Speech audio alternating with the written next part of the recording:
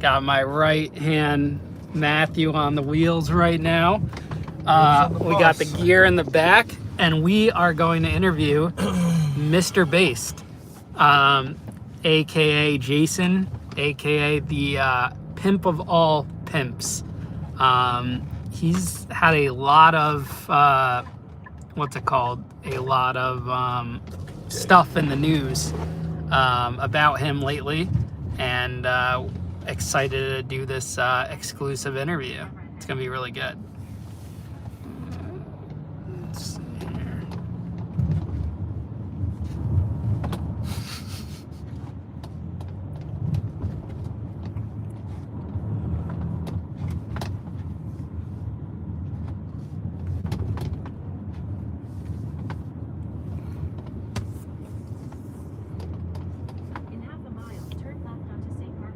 SF, what's up?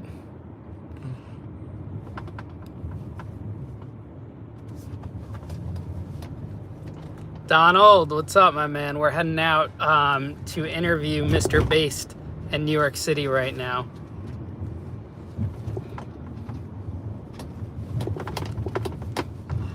We are getting the exclusive interview with Mr. Based. He's been going viral with Josh Block the last couple days. Yeah, I heard about the assault with the camera. Don't worry, guys. We're going to be live streaming throughout it. I got my assistant, Matt, right here. He's going to be on it. And you guys are going to see me film this episode live. We're almost at his apartment. We got all the gear in the back right now. And it's going to be good. If you guys haven't caught up with the Mr. Based drama yet, his name's Jason. What's his last name? Itzler. If you guys Google Jason Itzler, he is the Pimp of All Pimps. If you guys search for him on Google, let me pull this up. This is him right here. This is who we're going to interview, Jason Itzler. And let's see here. There was a New York Post article about it, that Pimp of All Pimps is his tagline. There we go, right here. This is who we're going to interview right now. We'll be at his apartment in New York City in like 10 minutes. And Matt, look for parking around here too, because we're only 2 minutes away. And we're going to live stream the whole thing. And then I'll also drop the interview when it comes out. Probably have it come out next week. We'll prioritize getting this out. But you guys can see us set up, get everything together. It's going to be really cool. This is my first time ever live streaming an interview. So I'm super excited about this. It's going to be the longest live stream I've ever done. Probably going to be like 3 hours long. Hopefully this phone doesn't die, but it's on full battery and we got a charger with us. Yeah, guys, we might not come out alive from this. We are going, Matt, how do you feel that we're going in? This is a dangerous interview. I was opposed to this one. Yeah, Matt, what are your thoughts on this one? After doing some extensive research, I'm not happy about it. We're very scared going into this interview. Yeah, thank you about the hair. I got a haircut yesterday, and I'm using like this gel in it. The ambulance is going to get we got the cops are behind us, guys. Holy cow. Guys, tell your friends, tune into this interview. This is going to be really interesting. Holy shit. We almost got into an accident right here. Oh, Matt, just wait for him. What is this guy doing? I don't know. Jeez Louise. People get over like they're trying to fit an 18-wheeler through here. Dude, don't. Guys, I got into an accident the other day. My car got rear-ended in Danbury, and then some guy wasn't paying attention, got rear-ended, and then people on TikTok saw it before the cops even showed up. People were, commenting, hey, I just saw you crash, this and that. But yeah, my wills. Do we have a will in place? Oh, man. Dude, this is going to be so good. Wow. Am I able to put like a link on this? What, on my YouTube? I mean, to show you're on. Yeah, for live? I think I can live it. Share, yeah, I could copy a link here. Just copy link. There's ways to like tag it. Yeah, I got it right now. I'm putting this up on my Instagram so everyone can see it.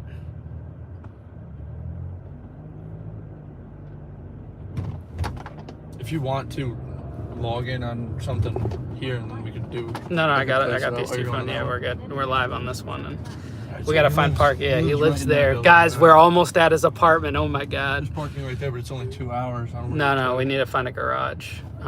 See if there's a garage up here. I'll put it in the... let me put it in the GPS. Get a couple of hard hats, go park at the construction site. This is going to be kind of already too far. Yeah. Doesn't look like there's any garages, so. Might have to go back around parking lots. Oh, there's one, I think, behind us. Hit that too. Is this one east first? Yeah, that's the right direction we want to go in. Icon parking, I got it. Yeah, that's where we want to go. The Bickster, what a legend. Yeah, dude, this is most dangerous interview I've done.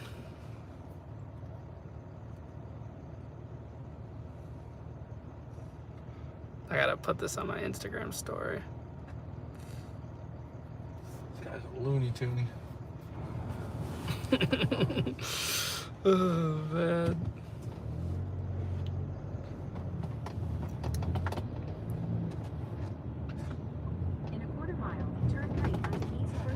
No, that was going the other way. Pick another one. Because we want to go to 2nd Ave. Yeah. Let me put his address back in, and then we'll go see it. Sorry, guys. We're just trying to find parking right now for this. That's why I don't come down to the city. I'm going to turn around here. Watch out. Yep. Go ahead. You're not supposed to walk. Get a little jog going there.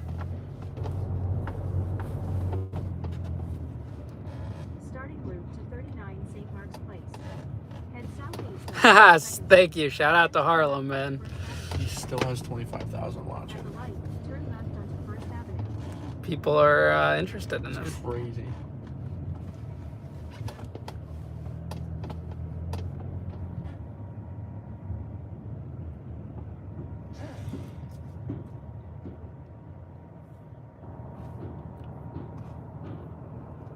This guy's looking in our trunk behind us. Thank you, man. Oh, we got people looking at the trunk. Thinking to see it. They're probably selling it live.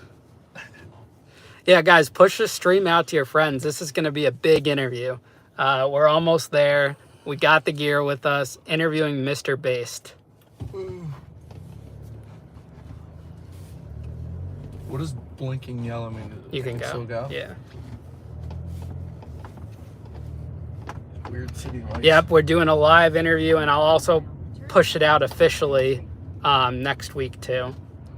We'll drop it next week as well. Yeah, if the screen goes black for whatever reason, call the cops. Unless we lose Wi-Fi. But if I don't come back on the live within like 5 minutes after, it's scary.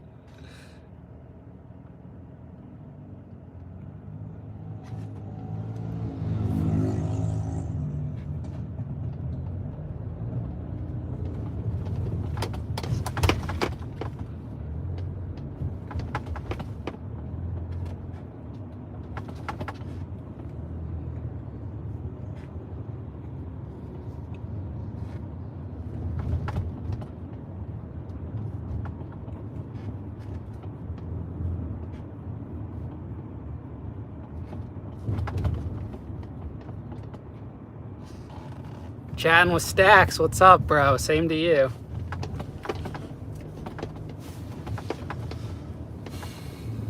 Go past this light, then at the next one, turn left. Shit, it's like a war zone out here getting to his thing.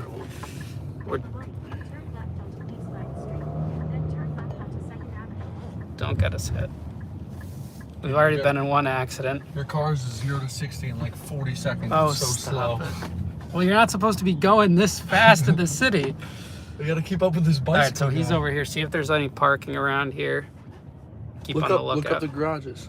Okay. Again, now that we're... Oh, there's one right here. Rising Wolf Garage. Where? Right here on the map. No, where is it? It might be on the other street. parking. Yeah. No, so it might be the entrance could be on the other end. No, there's more buildings. I think it was just Mark's Place. private. You Alright, sure? look The up, entrance could be on the other end. You got to look it on your phone because we have that one there. Yeah, dude is driving like an asshole right now. Hush up. Yeah, that is a parking garage, but it doesn't. Here, I'm gonna do this one. Go ahead, sir. You're already halfway out. All right. They can't see you with the tints. I picked the worst driver to bring me to New York City. Never again am I doing this. I'm doing all this to get killed by this guy. All right, so we need to get back. We got gotta go left down here. Yeah. Back on that Jeez road. And turn Louise. around. All these one-way streets. No, we're in New York right now.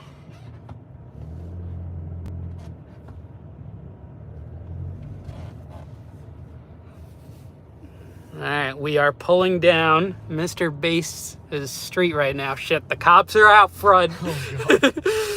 Guys, we got cops out front. Oh, we Yeah, just that's an all right. See if ambulance. there's parking here. What does this say? Nope, that's a hydrant. No, it would have been on that side. No parking anytime. We don't want to get towed. All right, so keep going. Why don't we just go to this garage right here? Oh yeah, go to it. I don't want to walk. I want to drive. Okay. There we go. Oh, God. There he is. Dude, this is gonna be, oof. What is that? No parking anytime. All these no parking spots. I had some on the street, but you said not on the street. You want a garage?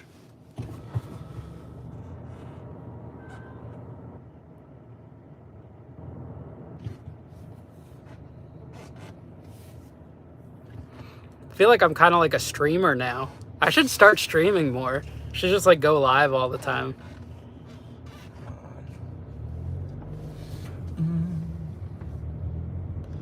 Oh, Damaris, thank you so much. That's really nice.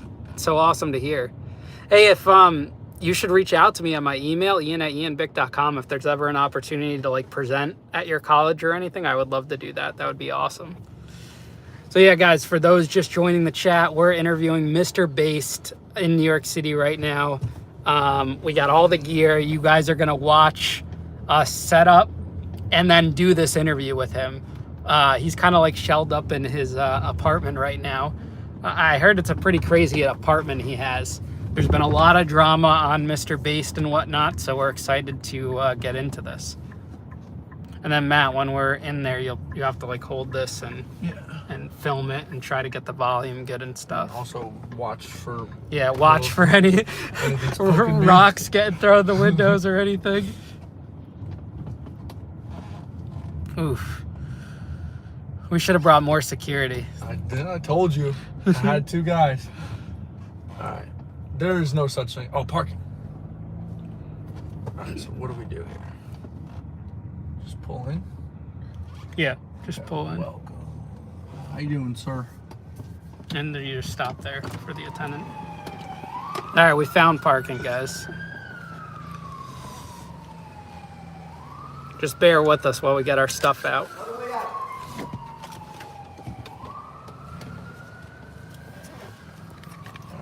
Say, oh, then you told me to stop. I said all the way up. They want a certain spot. All the way up. All the way up. We get some coffee just in case we got to run from this guy. Here we go.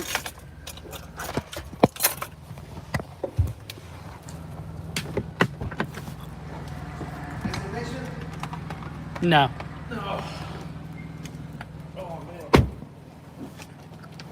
Gotta get the laptop, get everything in order.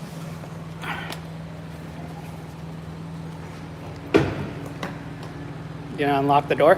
Let me open this.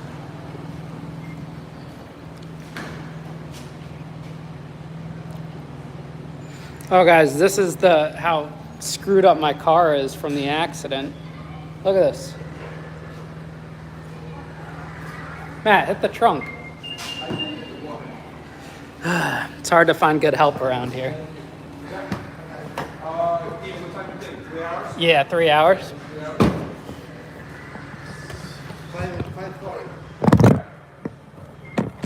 Hang tight, guys. I'm putting the laptop in.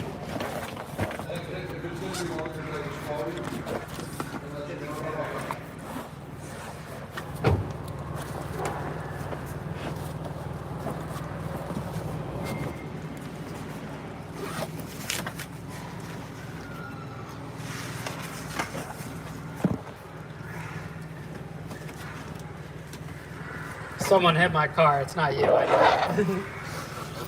Yeah, I got into an accident the other day. Someone rear-ended me. Yeah, that's fine. I got the pictures. Yeah. All right, we're rolling out. Here, I'll help you with yours. Move yours. Go yours first.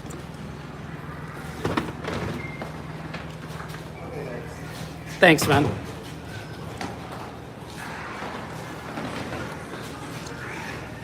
All right, we're in action. You gave him the keys? Thank you, man. Here we go.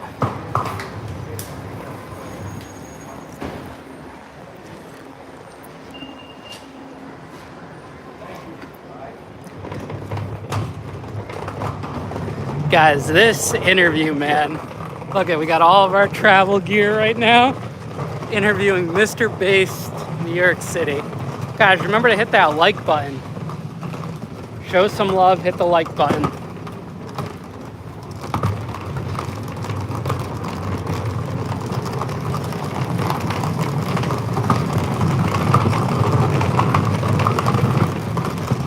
We definitely should have brought some more security. Just get someone off the street. Alright, we gotta figure out which way to go. What's his address? Oh, don't say it. No, don't say the address. Here, hold it. Just type, you want to type it? No, I got it right here.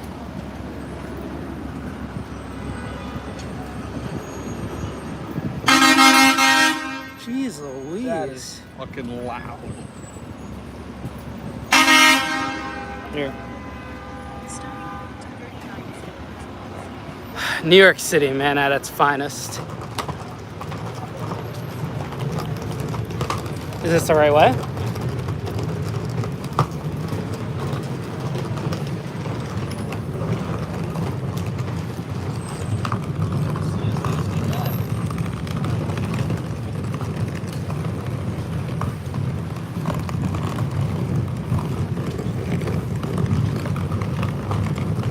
Almost at Mr. Bass house.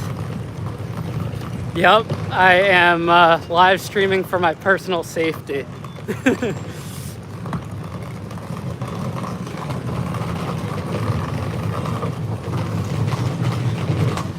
Maybe we'll run into Josh Block, but I think he's actually... Shit, I got caught in the crosswalk.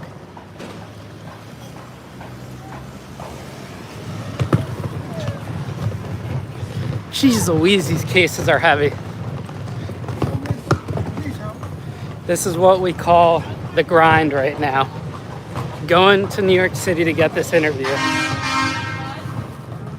Dude, are we going the right way?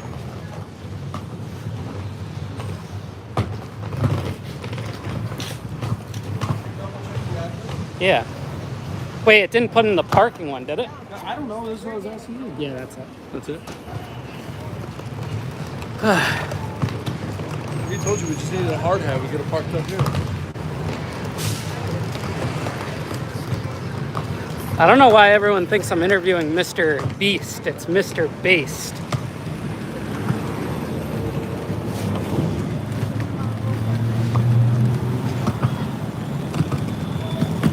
Shit. Could we have parked any farther from the location?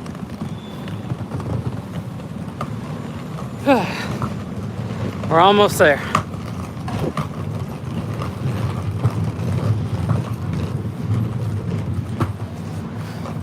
Dude, I gotta rest my arm.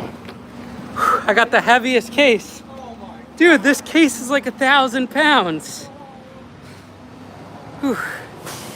All right, we're back in action, baby. Went to the gym this morning, and now we're doing this. This is brutal. Yeah, we need a baggage cart. Should have got the Uber from the parking lot. Whew. Guys, remember to hit that like button. Come on, what are you guys doing? Get these likes up.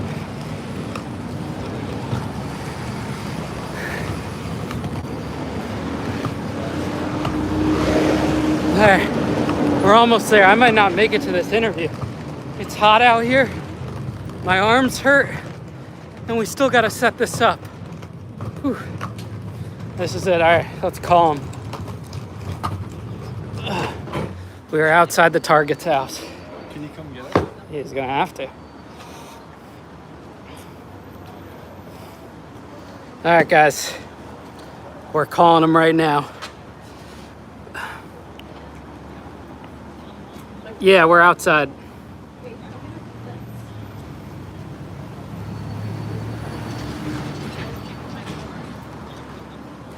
All right. Do we go up the doors, or I guess we go up the doors. Said he's letting us in. Was that address, that number in there? Yeah. Okay. Whew. Here we go. Holy cow.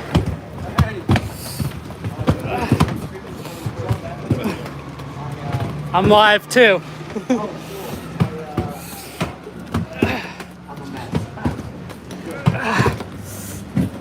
Shit. Oh, he's down. I'm down. Oh my goodness. There he Help is. This man. I'm down. Somebody help this Holy man. cow, dude, this is gonna be epic. But I'm down. Get this in. What's up, buddy? Are you in? Yeah, Mia, nice to meet you. So nice to meet you. We're here. Whew. Okay. I like the outfit. You should do So you're the. Ian and you are Matt. Matt. So nice You to should meet do the interview shirtless. Oh, okay. I didn't even have time to get. Do you want to leave this stuff out here or pull it in? We'll pull it in, And yeah. I'll show you why, because Okay. it might not fit in my home. It's Frank Sinatra. Oh, we got a dog. Hey! He's right Holy here. So cow. hi, Frankie. Hey, Frankie. Hi, buddy. What's up, bud? Holy cow, this is where you live? Yes, I don't know if that can fit in at, because you say. Can we leave them out there? Or? Yeah. That you can treat that like that's my apartment. All right, because Okay. we have I'm the to. only one on the floor. Can we show people your apartment? Yeah, please. Can you tell my chat who you are again and everything? So I don't even remember. I know okay. that you're kind of big. It's not Yeah, right? so my name's Ian Bick. I'm the host of the Locked In with Ian Bick podcast. And today we're sitting down for the exclusive interview, uninterrupted. Mr. Based New York City gets to tell his side of the story of everything, and it's going to be really fun. And this is my first interview I've ever done on the live stream, so I'm really excited. Guys, check out his apartment. Holy What are cow. your social medias? Just search Ian Bick. I have almost 300,000 subs on YouTube.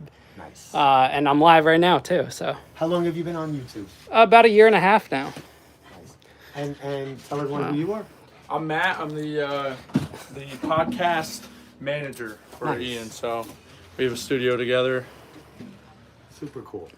All right, where do you want us to set up everything? Watch your back. Where should we be Do sitting? you want to walk around my house and could you have a live stream on or no? Yeah, we'll look at Like walk around my Okay, house cool. and take off your backpack or you won't fit in my house. Matt. My house it's called maximalism. It's like really tight. Like, my Dude, whole this house- is insane. I can't believe we're doing an interview here right now. What's going on. Wow. So you can pretty much film anything. Nothing matters. You keep making right turns. You'll get to the bathroom. Oh, this is the bathroom right here? You close that door so my dog can- Dude. Guys, look, we've been working out, getting the guns. Dude, this is like an episode of Hoarders right now. Depends on how you look at it. I saw Josh made it to San Francisco, okay? Yeah. He's into Oh, no, caviar. keep going straight and you make Keep a right going. to go to the bathroom. You're not going to lock us in there, are Show you? the bathroom. Don't project your fantasies on me. Here's the... Man. Holy cow. It's crazy. Oh, and it loops around. It's pretty cool. Here, let me see your phone. All right, here. I'm passing Matt the phone for the live. Have you ever done one of these before? You're going to the bathroom. Wait, you go first? Imagine taking a shit and this thing staring at you. It pops out the other side? Where's the shower? Oh, there it is. Where do you come through the kitchen? Right here. Make my hand Oh, okay. We got another statue. Dude, there's more statues in here? Yeah. Holy cow. There you go. All right, so we need like 2 chairs. Where are you most comfortable? Do you want to sit like right there with that background? What do you want as your background? Yeah, I'll sit right here. Okay. What are we talking about? We're just going through your story, What story? your whole life story. Okay, I can't talk about the Alex guy. Oh, no, I can't don't talk care about that. anything he's talking about No, because we're going my pre- lawyer, like, what's Yeah. that? You just want to talk about my life? Yeah, pre all that. All right, but I Yeah. promise I'm only allowed to live stream if I don't talk about that dude. No, Yeah, yeah. My issue. No, no, you're don't good. worry. No, we're talking about the strippers. Okay. Yeah, we want to know about the prostitutes. Okay. Escort service. You can talk about that, right? Yeah. Yeah, that's I can what talk we about do. my whole life. I can't talk about Alex. I can't talk about the case he's digging into. No, we're not. We're not. And I here can't to talk about that stuff. I can talk about anything else. Yeah, I'm we're glad not you here got. to talk about it. I'm live streaming 24 hours a day, 7 days a week for 2 months. Yeah. That's crazy. So I need content more than anyone. Oh, so we'll give you great clips. All Yeah, of you that. have clips. No, I just need action on my stream. And Oh, you're yeah. giving it to me. So will you be able to set that up somewhere while you're doing this? Yeah. Okay. You're right back here where I was. So Matt, I think maybe We need a I'll camera be- here, Yeah, camera there. Well, he's gonna be right there. Yeah, so we'll put a camera here on him, Yeah. one here on you. Oh, I'll be sitting. Oh. No, you sit over here on this thing. It's just gonna be weird. Oh, because I'm. Yeah, I this know. way. There's not I'll much sit room. Here, and then. I totally forgot my friend. Could hold your mic too if you was wanted. coming over. What's your new family? No, my new friend. You. Oh, okay. You can't forget about us. No, because I'm Matt, so you just- I'm yeah, so okay, I got it. busy You streaming keep- around the you keep clock. Alright. doing It's hard to remember things. Look at the wardrobe here. Questions to ask sent $10. Ask him about how Alex Earl's mom used to work as for him and how he took down the New York Attorney General. Ask him about that and how he slept with Alex Earl's mother. This isn't gonna be in the way of anyone, is it?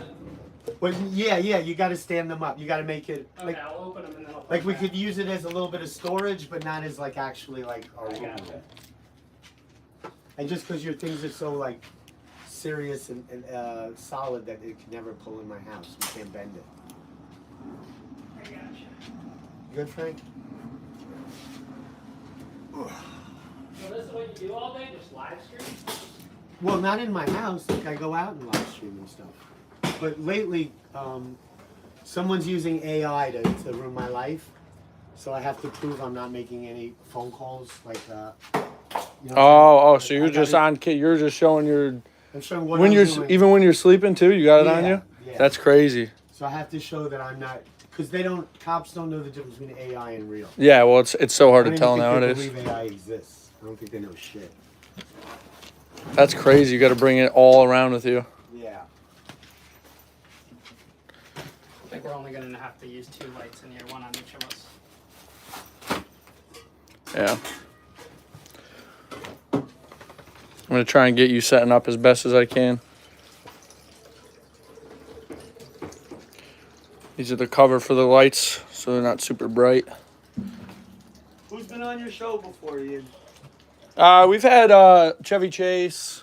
What are the big ones we've had? I don't know if you watch the show Power. 50 Cent's the director. We've had 2 of the actors on there. We just signed with Mike Tyson and Ric Flair. You're going to interview them? Yeah, eventually, yeah. Anonymous sent $10. Hey, undercover officers, check his microwave. I've heard that's where Jason hides his ketamine. Anybody you pack guts need to go back to FBI office. Smoke my pole. They think we're FBI. Yeah, move this one over Should have there. brought the Sir, costume. you sent $10, Mr. Based. I don't trust these people. I wouldn't be surprised if they're filming a hit piece on you. Looking at their content, my best guess is they're filming an FTN type documentary. Jack People are and Coke, crazy. Check out. What's your page called? Locked in Locked in. on YouTube. Locked in with Ian Bick. Locked in with Ian Bick. You'll on see. YouTube. You'll see we're not the feds. Jack and Coke, check them out and then call me, please. And Harlow, you too. We're not the feds. No, I mean, they fuck with my head on Wait. everything. I haven't had time to check out anything about anybody.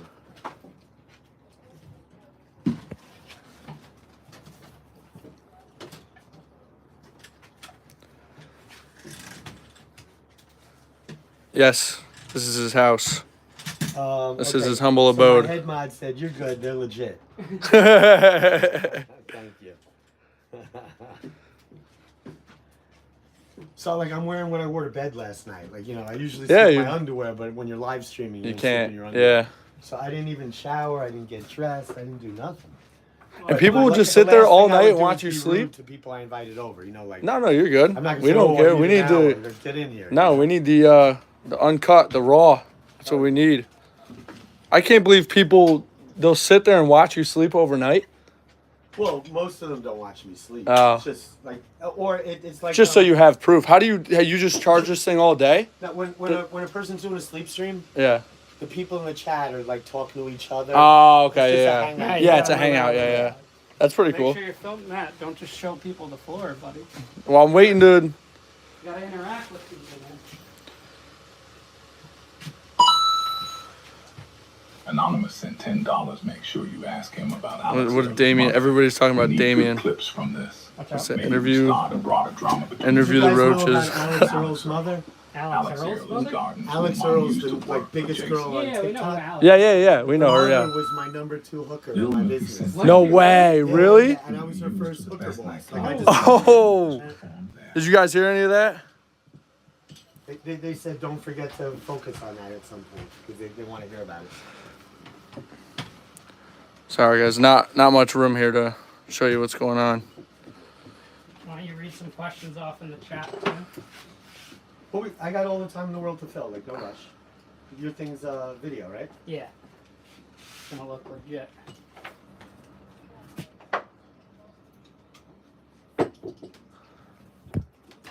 What? Where is it? I know.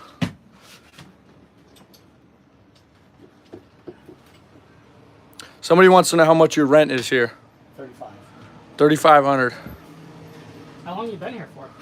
7 years. Oh wow. Lot about Josh. Lil Milky sent $10.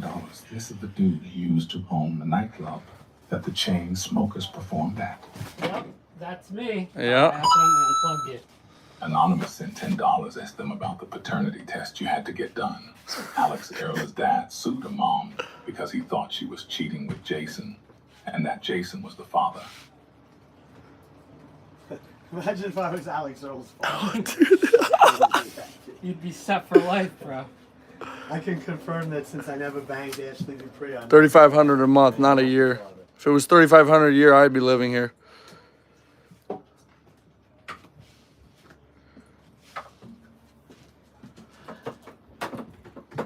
People want to know if you pay Josh to hang out with him. Yes. Yeah. Yeah, he said yeah. Well, no, I don't pay him to hang out. We're No, real I'm kidding. friends. Yeah, hang no, out without being on stream, but I pay him for when he's on stream. How is he in person? Cool. Way different than what they see in. Oh, that's like, all social media. People don't get that. They don't understand Like, that. there's a reason why he's so big. Like, Yeah. He does a lot of entertaining Yep. on top of you know what I mean. A little Does he live around here in the city? He lives in Long Island. Oh, okay.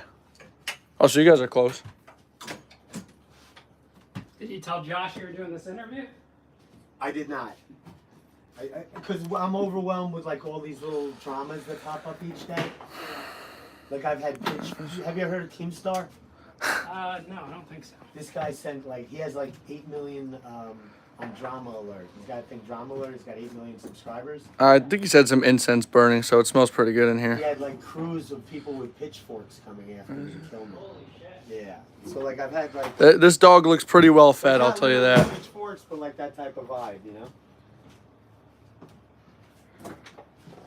Yeah, New York City is definitely dangerous now. Way more dangerous than it was.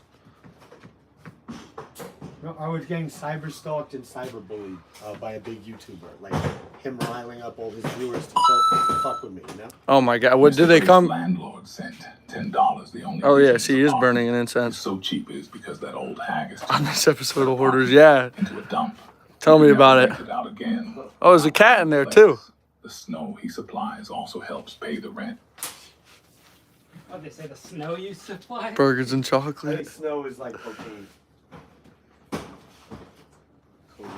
This is the floor here. A lot of stuff from all the toys here.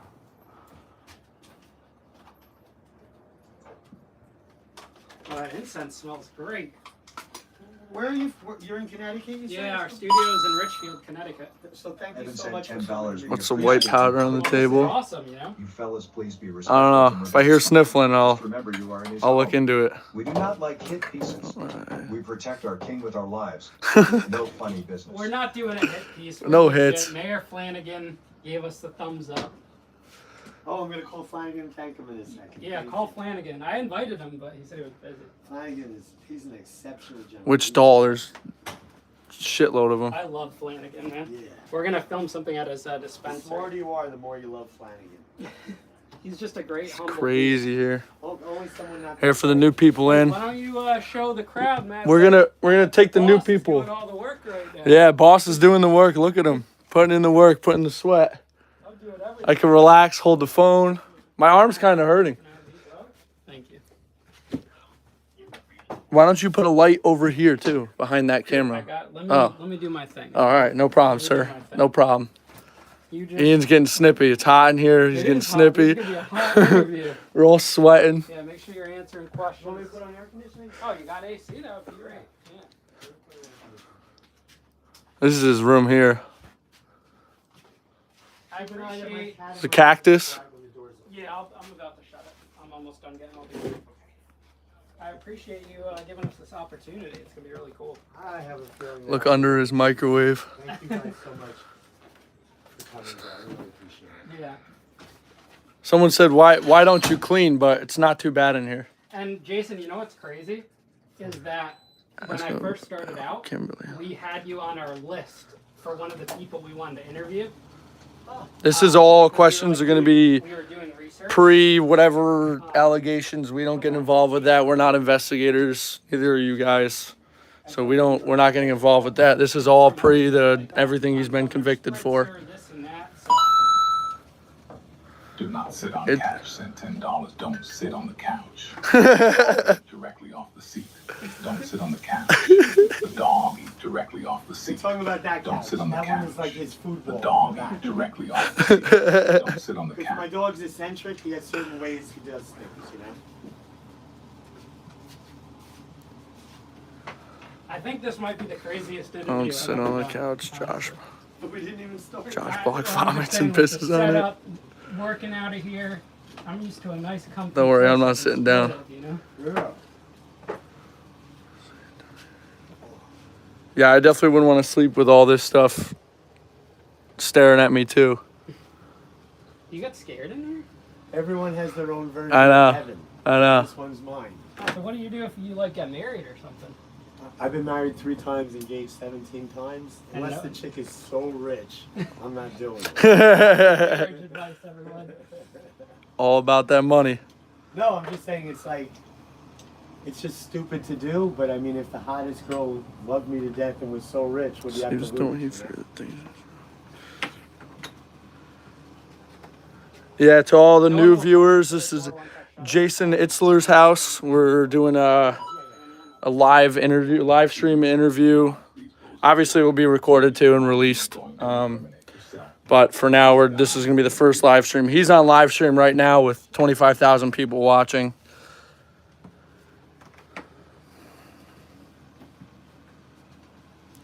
This guy's Mr. Based, New York City. Look him up. There he is, right there.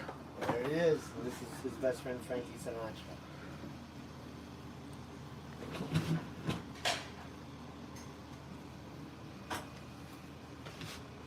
And somebody goes, "Do you need more clutter?" He's got junk for you.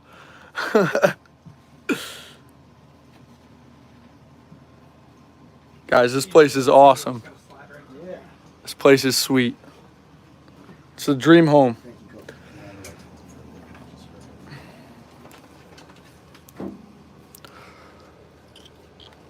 For like NBC Universal coming in here right now. We're in New York City right now. What's up, crew? Shane. The fact that I didn't remember, you understand I'm that busy?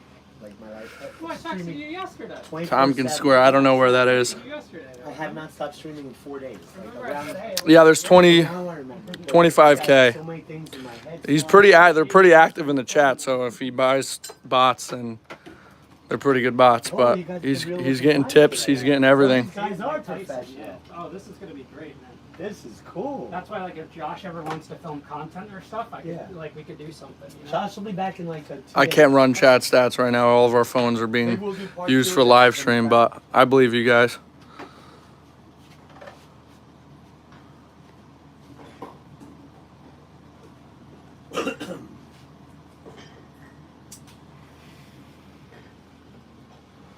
Cover your drink. I got a cap, don't worry.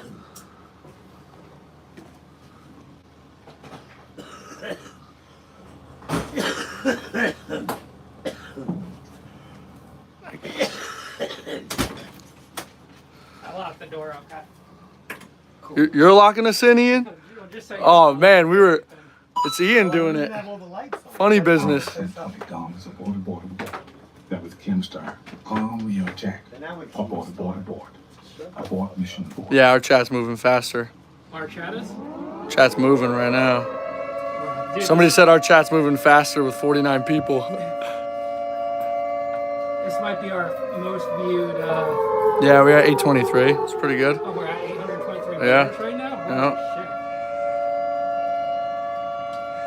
shit. Yeah, we don't buy anything here. All you guys, all those numbers are real on this one. Never buy. Then you ruin the authenticity of it. Yeah, I don't know. Oh, show me some love right there to her. Yeah, this somebody goes, that mannequin's busty. Do you got an outlet over here, Jason? Don't think so. Yeah, we might short out a breaker in here trying to film. Oh, there's I don't one know. in my bedroom. Yeah. Is it gonna reach? You have an extension cord? Yeah. Let me grab it. I think. And I'll hand it to you from the inside. No problem.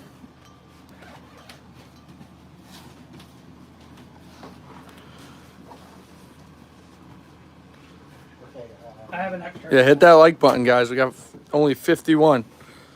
We need more than that. There's 800 people in here. All right, here you go. All right.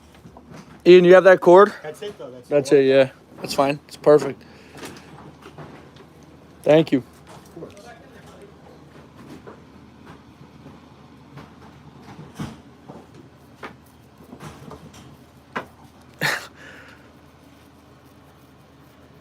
I'm gonna brush my teeth, I think. I mean, yeah, 3K, right? It's not, you know, but you're in the city, so this is what you get.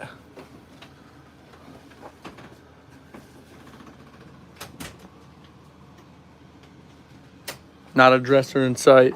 No. Let's see. We'll take a look. No, you're right. A little trampoline, though.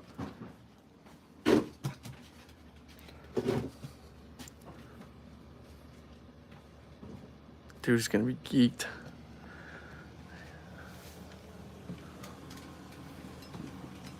It smells good in here. He's got an incense burning. It actually smells very good in here. Looks are deceiving. Put some clothes on. He's scaring the chicks away.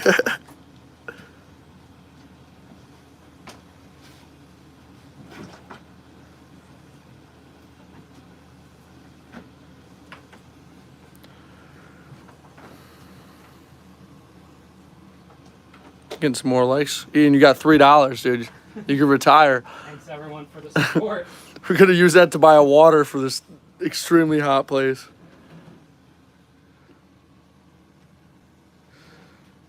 Yeah, we just need power now, man. Seeing the guy in the khakis weird as fuck.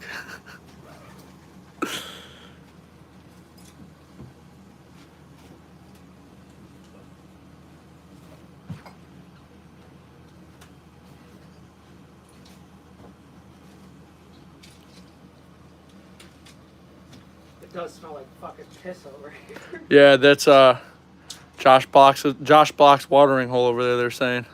Is that really Josh Block's water? Yeah, they said he's vomited over there, pissed. I was excited to meet him. He vomits into a bucket. Oh, that's what it is? I don't know, that's what our chat's saying. Yeah, let me see Oh, that. he got some on the floor one day, but usually back then it was he had a red bucket for the vomit. He's way past that. He's not I need to stand that. What stand? No, the stand. That's Oh, this stand. Come on, buddy. I can't reach over there. What do you think? I got 40-foot arms? I was saying to open it. There's not much room to work in here. All right, why don't you go pivot to that corner because that'll Yeah. be the best view. You All right, can I'm gonna share. bring this Yeah, little thing. that'll be the best view of all of us there, and you can pass me stuff as I need it. So I could set this camera up permanently. It's one of the tightest spots I've ever worked in, Jason.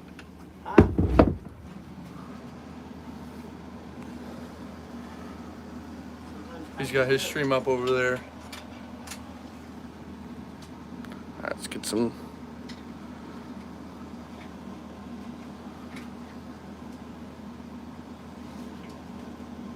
Someone said they lost all respect for you, Ian.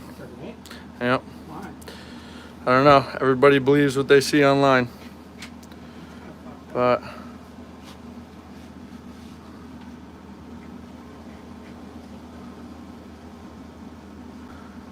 imagine that neck barnacle. That'd be crazy.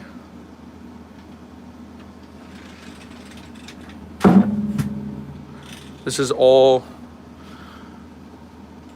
Dude, I'm about the ready to prostitution shower here. after I this. know. Holy cow.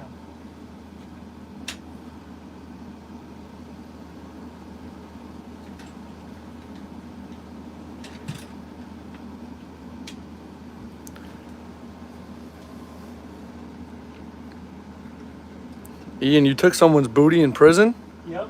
He said he'll never forgive My you. little black squares. My power adapter. Big Panda sent $30, Jason. I can't get through to Jack Coke, but I'm the real Red Panda. I'll type in chat to prove it. It's me, Jason. I need the other ones, the little black ones that stuff somewhere. These? Yeah. And then grab you the other camera out of the bag. Here.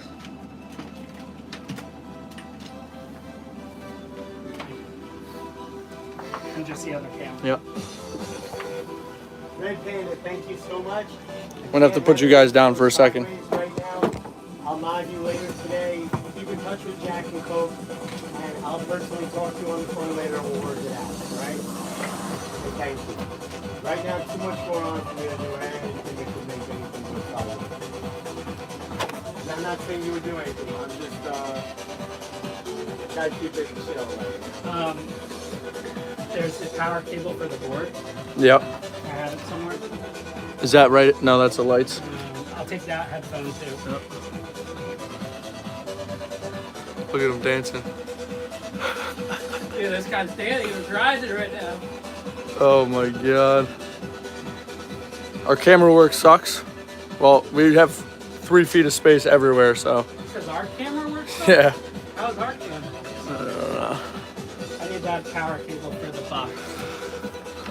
Oh, that's not. No, that's for the light. I don't know where that one is. Are you sure you brought it out? Yeah.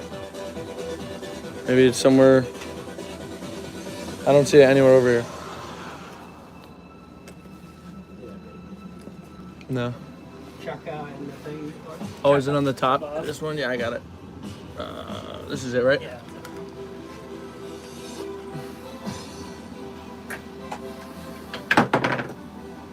What's your spell?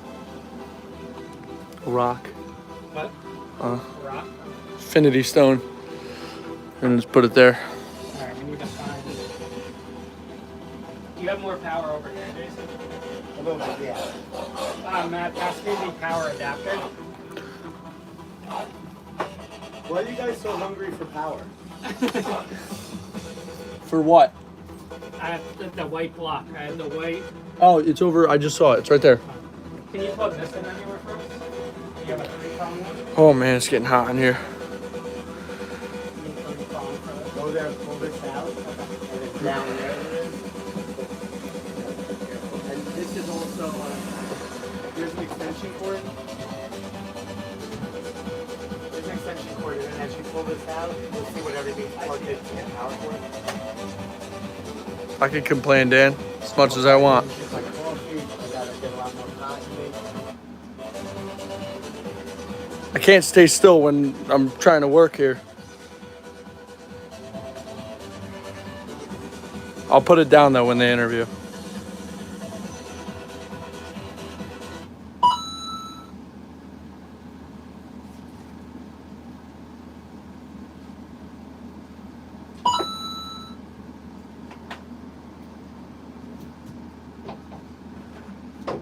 We don't have a stand for the phone.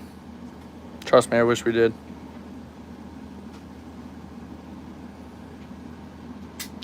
Probably gonna put it like on this thing here. Update the crowd what we're doing right now. We're with the man, the myth, the legend, Jason Itzler, Mr. Based New York, doing a live locked in You guys, should I put subscriber only mode? I'm putting subscriber only mode. You want to limit the people seeing it? Yeah, because they go crazy in my chats. How long did it take you to get all this stuff in here? Someone asked. 2 years. 2 years. The first 2 years, yeah. Be 2 careful years. not to knock that. Yep. It's all Hollywood type of stuff. I think I got to get it back to.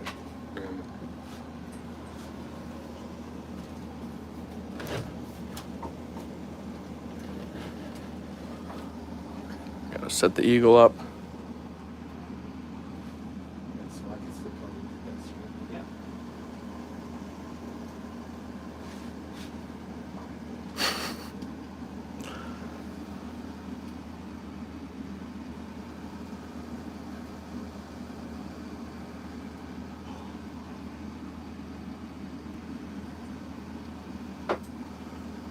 Probably be ready in about 10 minutes. I forgot you were coming. My faux pas, and I need to film 24 hours a day of content. Yeah. So it's all good. Take your time. This is actually anything is content for me because I'm organic. That's what we love. Nothing getting more organic than a podcast at your home. Yeah.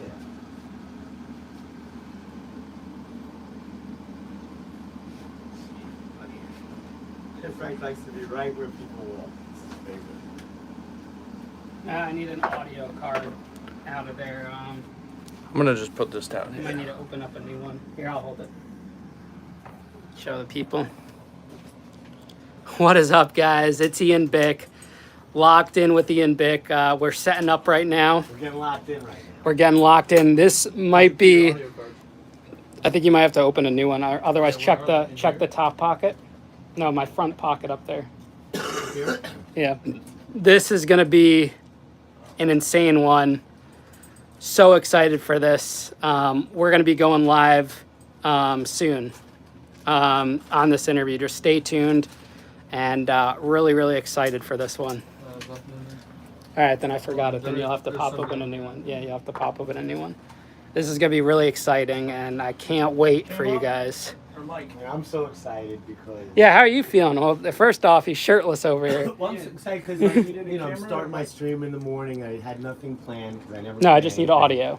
And I'm excited because this is great. It's entertaining. I have no idea what we're going to talk about. It's awesome. I'm super excited. Awesome. I like this serendipity and spontaneity. Yeah, it's a little forgetting and something then you're just different. here. Like if I knew you were coming, I would have been getting showered. Or it would have been all different. No, you got to do the I interview would have a shirtless. shirt on, If you yeah. want this puppy to go viral, Hell you yeah. got to sit there with the shirtless. Do what Andrew takes. Here, pass me that, and then I need you to pass me these 2 cords right here, please. Thank you. Here. Got it? Yeah. They said that the cameraman, you, Yeah. I got to make you happy. They say you're not in a good mood, and would you like water, sir? Who? No. I'm just messing around with that. You want to smoke No, some weed? he's a fucking No, pain in the I don't ass. smoke weed. Okay. He's a pain in the ass. I complain. I like to complain to Ian. All right. Can Anything you we pass can me do to that make cord you on the smile bottom? and You're good, happy, dude, we you're wanna good. do. We need to run it so it doesn't touch the audio Yeah, I cords. know. So where's the? I got power over here. So, You need this. You got to loop it around Can I see you, behind that Flanagan? pole. Flanagan, what's up, my brother? no, yeah. Hey. But, Wait, dude, let me show everyone first. Flanagan, you got me Mayor in Flanagan is the here. you got me in the sticks right now doing this interview, man. I'm sweating bullets. This I'm is not the only complainer. this is the tightest interview I've ever Hold on, done. Stop pulling. Stop pulling. And I have an assistant that doesn't help with jack shit. It's crazy. But you get to meet the dog, Frank Sinatra. That's a trip within itself. Guys, is anyone on this chat in New York City right now and wants to be my executive assistant? I'm hiring. All right, So, the hey, light I just plugged in Mayor is good to Flanagan, go. Thank you so very much for hooking us up. I can tell it's going to be magnificent. And then once that's on plugged in, Horribly. all right, Matt, you gotta help me, buddy. I I'm can't trying. be Well, you want doing me to hold your everything. phone? I can't. You gotta be able to multitask, my friend. Your viewers are getting sick of me moving. So. Can you tell I'm us sorry, a little guys. about He's- him? We don't he's know anything really- about him. Like, is he he's- funny? Is he serious? Like, he's obviously really cool, but tell us about him. Ian Bick is a young man who grew up in Connecticut, and he became one of the Thank you. top clubs and owners in New England. And he Oh, ran a club. Okay, both are on. You can get them set up now and then raise them. I need one on me and one on him. What? You're just leaving them No, both I there? want one on him Okay. and then one on my angle. He wasn't sure he opened up an investigation, and because he was young and inexperienced, he ended up going to jail and had to do 3 years as a young man in federal prison. He's now been released. He had a show Locked In with Ian Bick. Locked in. And he goes around the world. Everybody subscribe to Locked In with Ian Bick. The guy's awesome. He did 3 years in prison. How old are you, Ian Bick? I'm 29 Oh, now. he's only 29. I'm 57. Yeah. Guy's a rock star. Keep going. I'm sorry. I didn't mean to interrupt. Yeah. Oh, you're doing beautifully. Keep telling us more of that quality information on Ian Bick. This set's gonna be so cool. No, and, Matt's on the lights. Locked In, and is going around the world looking for people who have interaction with the criminal justice system. So Oh, I'll talk about jail and prison. Yeah, I that's don't what. really talk Oh, that's about what the that much podcast over is here. about. We're I love that. yeah, we're Oh, a prison I'm talking about podcast. Oh, I love it more and more. I love this subject matter. I've never been interviewed on Guys, this I'm before. asking him tough questions today. Don't worry. This is great. All right, so I want him Flanagan, angled, can you please, play a Matt. song? Yeah, I Yeah. know. Well, yes, Jay, I'll make sure we trying play to some songs open up for the you, lights. okay? Thank you so much. Thank you so much. God bless you. Nice to have God Here, bless here, you. say goodbye to him. Yeah, There you go. Flanagan, I'll call you on the way home, my friend. All right, thanks. All right, thank you for setting this up. Yeah. Talk to you later, Flanagan. I love you. All right, we're ready to W's for Flanagan. we're ready to roll if Yo, you want to you get did time comfortable. in prison Yeah, too. that's what Oh, wow. that's what the show's about. Okay. Yeah, don't worry, I'm one of you. Some people say a man's not a man until he's done a couple years in prison. Absolutely. Do you want to get stationed in your seat there? Over there, right? Yeah, you're gonna be there. Get yourself situated. If you want your camera, maybe on that Yeah. table right there. Exactly. Yep. Yeah, and then we'll angle it I'm up, gonna get put photos. Yours like here, or I'm What? gonna angle yours so I'm not No, holding it the this whole is time. what For this. your phone, for your stream. Yeah, we'll figure that after. Let's get these lights. I need this crooked down. More down? No, you have an angler there. I know. Yeah, You need more down? yeah should Okay. maybe raise it up and I then can't, it just looks weird. You gotta tell me from the front. yeah, there. That's good like that. Yep, and then the other one the same angle onto him, and then we got enough light. Is that good there? Yeah, that's perfect on him. I look good with more light. Just sit how you're going to be sitting so I can angle you. Matt, you take over Yep. this.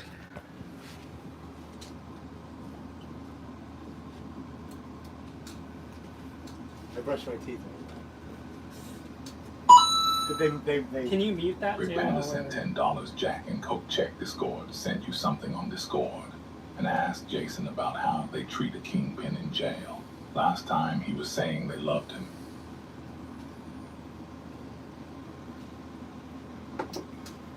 Will you be able to mute that during the thing, or? for the whole time. Yeah, just because it's going to enter. The mics are so powerful. Could I turn it down really low? Yeah, if you go like really low, just every time. Yeah, let's try to get it lower. Then I'll turn it off totally if All it's, right, yeah, if it because doesn't it's work. a very serious interview, you know. So I want to make sure everything sounds good. Yeah, and like I'm Jewish, but I could turn it Oh, off I'm for half money Jewish making too. right now. I'm gonna take some picture of you if you could just look directly. Your at mom or me. your dad? Your dad, right? Yeah, my dad's. Can you look directly at me, please? Sure. And give me a serious face. I'm not good at that. You look lovely, my friend. I All right, have the cool. perpetual smile face. All right, we look good over here. If you is that how you're gonna be sitting? I mean, I might move a couple inches to the I left or just want to right. get this mic trained up on you. You could go to your seat, Okay. dude. I just want to get it all.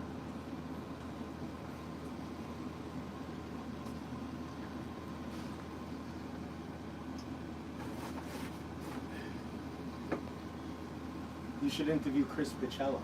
Who's that?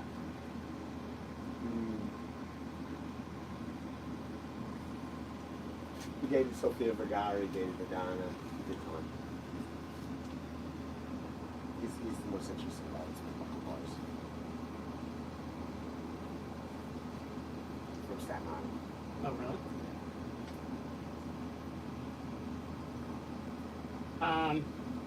Man, I think the light needs to go a little bit more on me over here. All right. Why don't I put this one on you, and then I'll like cross them. But I'll cross them so like Yeah. this one goes to him. I could turn them up too. Like let me just here. Can you come over here and sit Yeah. real quick? Well, actually, no, I can do it. I have the Okay. camera flipped towards me. just let me know if you need them because I have them turned down right now. gotta get this angle.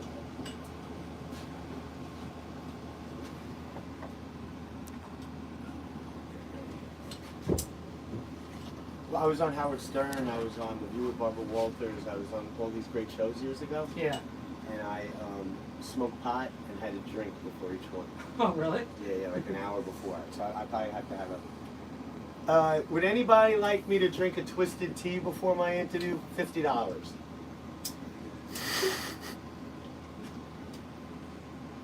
I mean, not $50 like you're paying me to drink. Nothing to do with that. I'm having it anyway. But $50 so that I can really smile while I'm drinking. You know what I'm saying? Like a little bit of like mood, like a good That song. light on me's gotta go a little either higher up or back. Okay. 'Cause there's a brightness.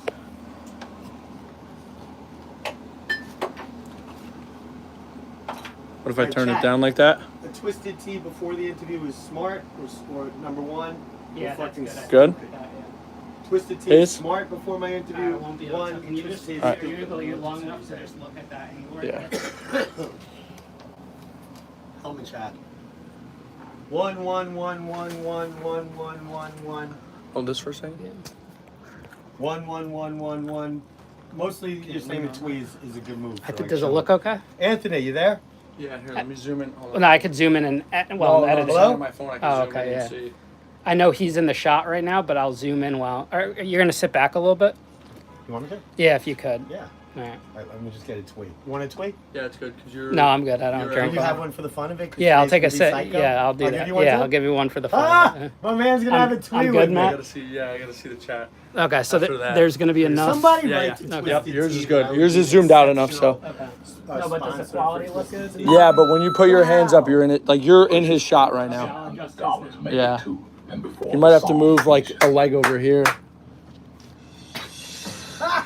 I don't know if I could do that, but now instead of one before the show, there'll be one before the show and one during the show. You are a rock star. And I'll make him drink it too, even if I have to slip more. I need to drink it. Oh, you know what? I'll move more this way. Yep, I knew that the drink was gonna get the chat going.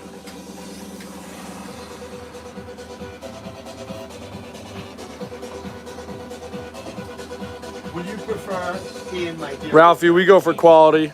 Peach is good. This is how you get the best quality. This is why the channel has grown the way it has in the last year, is because we have just done quality. Wait, Look, he's got the twisted tea out I'm now. gonna do anything I can. Ian got Screen. peach. So I just need a little help with my screen for 1 second. Yeah. Okay, so what we're gonna do is we're gonna toast each other, and we're gonna both take as big a gulp as we can without, you Just know. watch the microphone. Yeah, we're gonna toast each other. And take Look at as big a this. Gulp on screen as possible. Here's my friend to an exciting Fuck yeah. episode. Peace, love, and happiness. Let the chats fly. The skinny guy with the shirt, that's Jason Itzler, Mr. Based, New York. All right, let's move this out of your The shot. king of prostitution in New York City. Or was, I should say. I drank 2/3 of that. I love my community. My community is pure fun. Listen, if you got I knew the drink would be good. Drink at home while you're watching this, all right?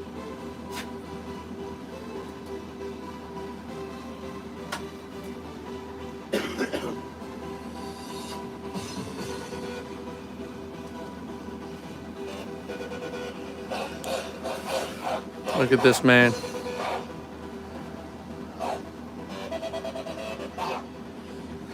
Oh, I meant to say somebody brought up JD before.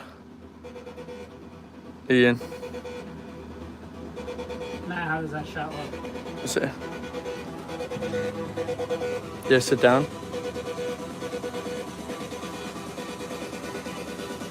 Yep, you just have to stay back and your hands can't. If your hands go up, you're in his shot. Am I good like that? Your mic's in it. Your top of the mic. Right. part? Nope. A little more where it's connected, where it's plugged in. This one? Nope. Oh, this Left, one? left, left, left, left. More left, more left. This one? More left. Yeah, that one. That good? Down a little bit more if you can. It's just in the bottom left corner, so, but he's in the left side.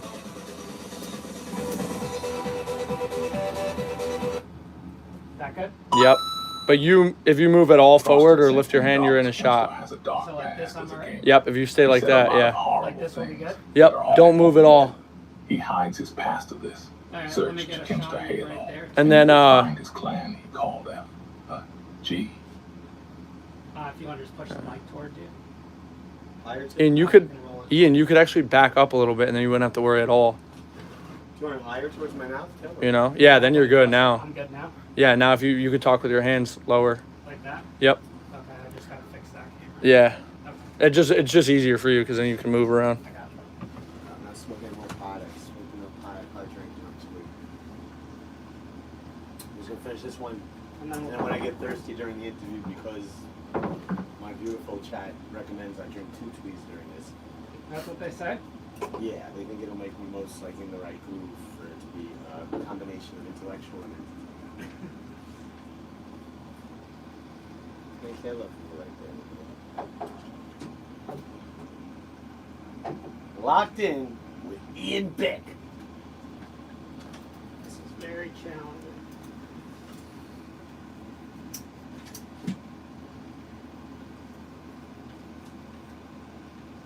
Yeah, sugar, I did. I should be my chat to relax. Whoa.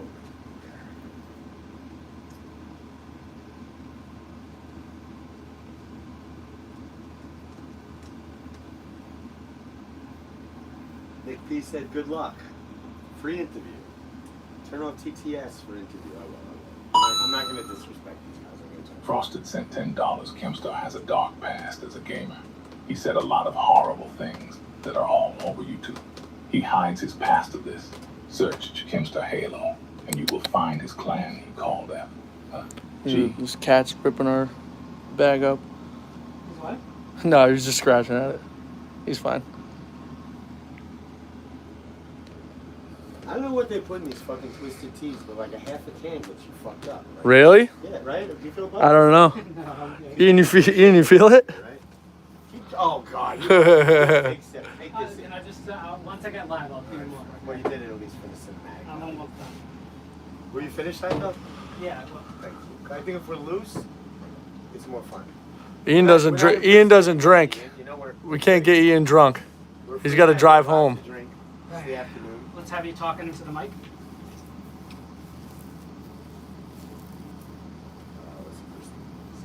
Mirror, mirror on the wall.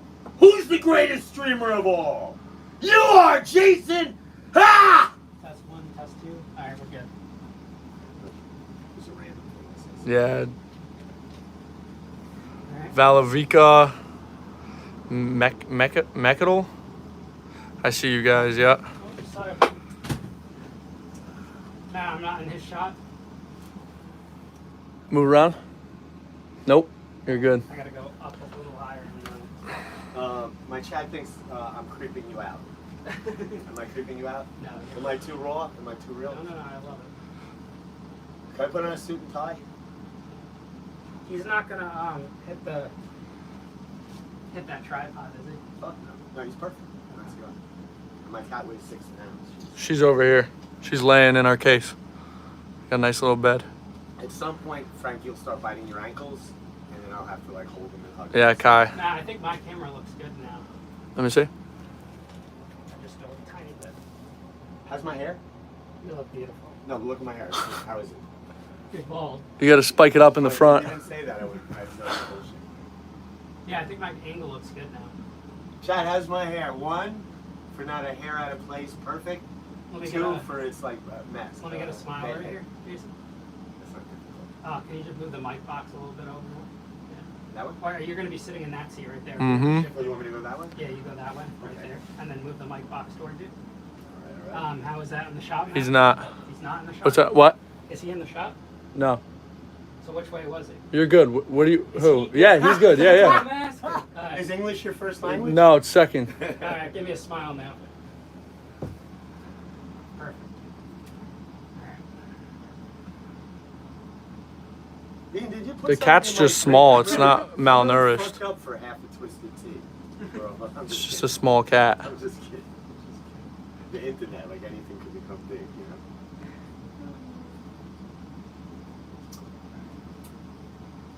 Just kidding, not kidding. I think he enjoyed it. I'm kidding. Rick Panderson, He is not drinking that, don't worry. Had its iconic, and then Not letting throughout him. the You want the interview hat on change or no? hands. Also showed them a photo of Frankie with dreadlocks before he became white again. Is this garbage paper right here? Well, read what it says. It may be already be a done deal. Yeah. I have this thing called the Book of Answers, and I ripped that page out. That's the answer. Okay. Some people would say, well, what was the question? You know what I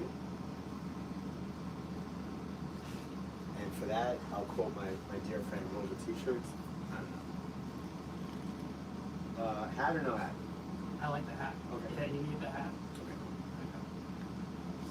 I don't think I needed it. I think it just adds like spice. Is there a piece of garbage? Can I use this steak and salmon? Yeah. Alright, that's okay. Yeah, That's, sugar nose. One of my. This is gonna one of be my all communities known pre as the best community anything that's going on now. community on the internet. We don't get involved with They that. sent me $50 to spend on a steak and salmon dinner for Frank and. Sorry, I know you guys want it, but That's so cool. It ended up we costing can't get $60. involved. Why'd they charge you? Well, I accept $10 and it was 53. No, but so my chat paid for them to have like to eat like kings because they really love. Alright, it. you guys ready? I'm gonna have to eventually find a spot for you guys to put you down. Maybe I do that now. Here, let me talk to them. Do you have another stand, like a phone stand, or is that the only one? Let's That's Oh, it? the selfie stick. Yeah, no, I know. I'm not. I'm gonna put it down. Can I see that real quick? Yeah. This is I have the world's most famous and most valuable selfie stick right now. I have a really All right, guys, good it's Ian Bick with Mr. Based for the exclusive interview. How are you feeling about this interview right now? I feel so good. I don't know. You put me in a mood where I feel like I'm floating. I feel wonderful. He thinks I did something to his drink, but I promise I didn't. Ian and I, we're not sponsored by Twisted Tea yet, but we're looking forward to it because this company is very wealthy. Yeah, Twisted Tea needs to sponsor us. Can we do another Yeah, toast? of course. Ian makes good toast. He's very Mr. articulate. Base Clipper sent $10 a What? week too and put on your fancy A toast blazer to so you. you have something covering yourself. What's and the the toast? What's the videos toast? can be monitored. To prosperity. Think about the clippers. Prosperity. Yeah. All right, guys. It's game time. $10. Yeah. Is there a switch for it right Yeah, there? do you have a remote for the If AC? you're professional, you can turn it back and later big love you. All right, guys. We're gearing up for this interview. I hope you guys have a Strap in. It's gonna be a yeah, ride. strap in. This is going to be a wild ride. I'm asking them tough questions today. We're not fucking around. We're not messing around, and this is here we go. Can you? They're asking if you could shut off the sound. Yeah, of my TTS. Yeah, just we I'm got to taking keep it. over. No, He's fuck shutting it that. off I'm now. We got to keep this respectful, bro. quiet. Yeah. I'm not about the money. I'm about quality. Well, they'll still be able to watch, right? Yeah. Okay. No, but I make money. Okay. Sometimes. How about the Cool. AC? Is there a remote? Is there a for that? remote for the turn it AC? off? Yeah. Because if the If mics not, pick it yeah, up, if you have to go over there, it's Aren't fine. we gonna get so hot with your lights and all this shit? we're gonna have to sweat this How one about we out. talk loud on purpose? Well, it's the mics still pick up the sound, but It's not picking up right now. oh, it's not picking it up. No, but it could. It will. Here, let me hear when how it it's sounds. out. Everyone, be quiet.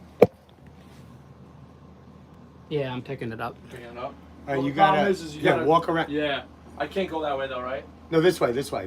Oh shit! It's Yes, not. you gonna- can. Yeah. It's I gonna can't be see by tight. the You want me to camera. turn off my AC right now and Are open you- the window? Yeah. No, then noise. Here, we'll just do it with AC. It is what it is. We'll just talk. Yeah, just remind me to talk. The louder I talk, the less the AC matters, right? Or no? Yeah, it will be okay. But It'll be a little AC can I in the use this quick? background. I can poke the button. We're locked in, reach over baby. and poke Oh, the shout button. out You can do to it, yeah. Mike Tyson for What if sponsoring. you turn it off? We're gonna get hot. It's What do you okay. want I'd to do? rather It's up have to no you. noise, quiet. We're gonna go for like an hour. That's So. cool that you know which button it is. It's all the way to the left. It's that He's an button to the left. electrician. Is he really? Yeah. It was. Do I need to be close to the mic or no? Jumpsuit Pablo. Oh yeah, you're gonna pull that a little closer to you, Does that have to be higher or no? just like that. Nope, it'll pick it up, and then you're gonna just push it towards you. All right, guys, we're finally ready. This was the longest setup ever. Can you just push this a little? Yeah, like that. There we go. He had to do it by himself. All right, Matt, are we good on his camera? Because he just moved a little bit. Yep. He's Just good. remember to keep your hands. He's framed. Yeah, I won't move my hands. He's framed. Yeah, he's to the left now, but you can shift it. Okay, here you go. He For doesn't the... have much room on the left. I'm actually kind of a shy person. All this attention is making me nervous. All right, everyone's good. No one touch anything. We're Nope. red over there. Yeah, you're good. I Yep, just you're wanted red. to know if Or it you good? doesn't, I'm gonna try turn and red. put this up for you guys. Try my best. Matt, can you pass my water in my bag Yep. too? You need another one, Ian? You're good. There you go. No, I'm all right. You can keep it just angled on him too. It's all right.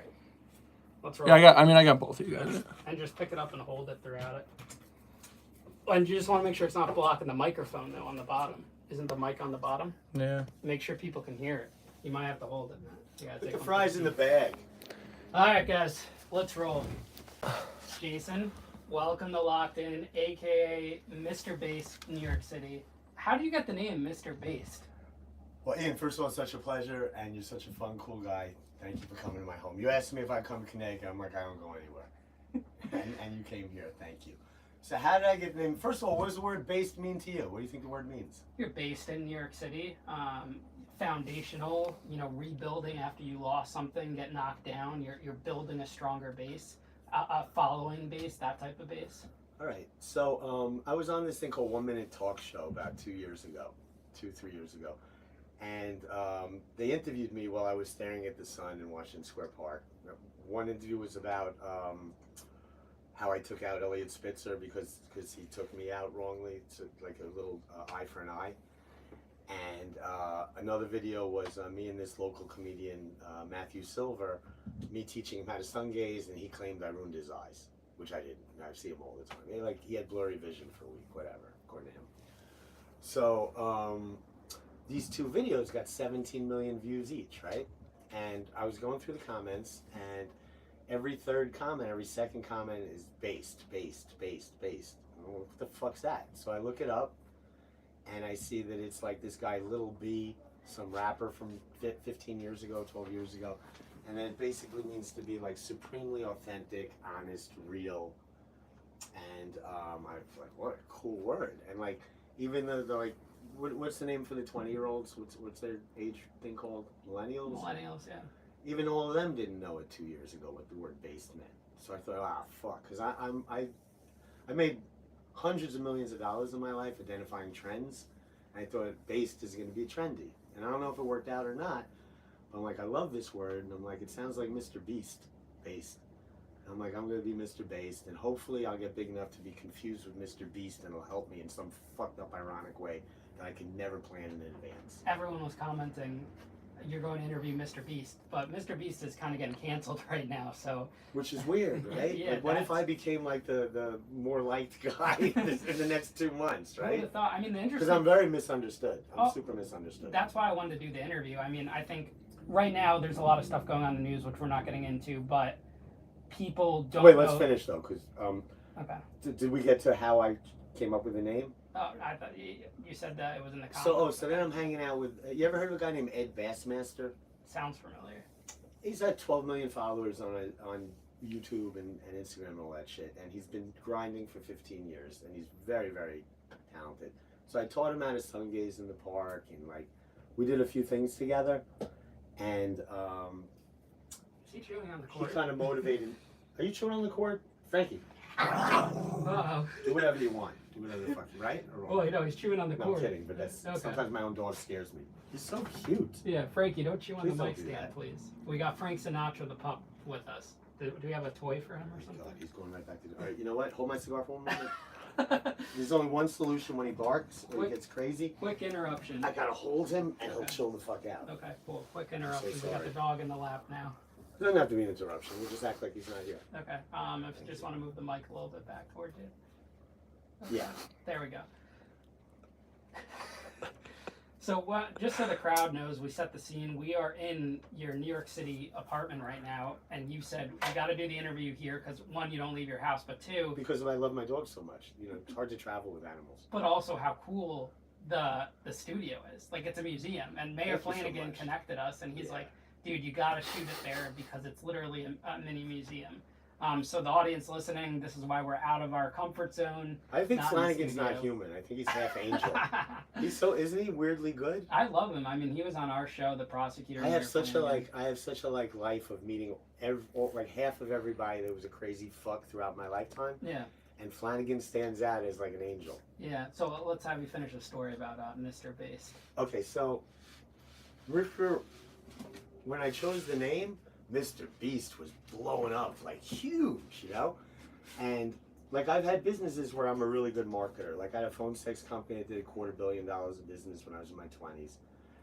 And I just thought there's something about Beast and Based. Like they're so similar. I bet they mistype his name and it comes out Based. I don't know. I just thought that I would get a. You ever heard of an Easter egg? Yeah, of Like course. an unplanned gift? Like in Marvel, in the movies, they always put an Easter egg at the end of the movie. So it was a 1-2 punch. The first thing was I look up on Urban Dictionary and regular stuff, what does based mean? And it's like authentic, cool, the best, you know? And then it's so easily confused with Mr. Beast. And I'm like, oh, fuck, this is meant to be. I'm Mr. Based, you know? And like I thought, Mr. Based, Mr. Potato Head, Mr. whatever the fuck. It's just fun. Like when people pick on me, I'm Mr. Gay, I'm Mr. Laced, I'm Mr. Rape, I'm Mr. Anything they want to say bad about me, I'm Mr. Something. I'm a very fun guy to pick on with my name. And you know what? I don't do anything wrong, ever. But the internet, the nature of the internet, you get clipped in a certain way, you get interpreted in a certain way, that so many people are going to love you, so many people are going to hate you. It's not bipolar. What's the word for that? It's Different personalities. No, there's like anything I do, no matter what I do, 20% of people are gonna fucking want to kill me, and 20% are gonna cry and think it's the most beautiful thing they ever saw, and then other people in the middle are just gonna be all over the place. Like I'm a very polarizing figure, is what it's called. You're not polarizing, are you?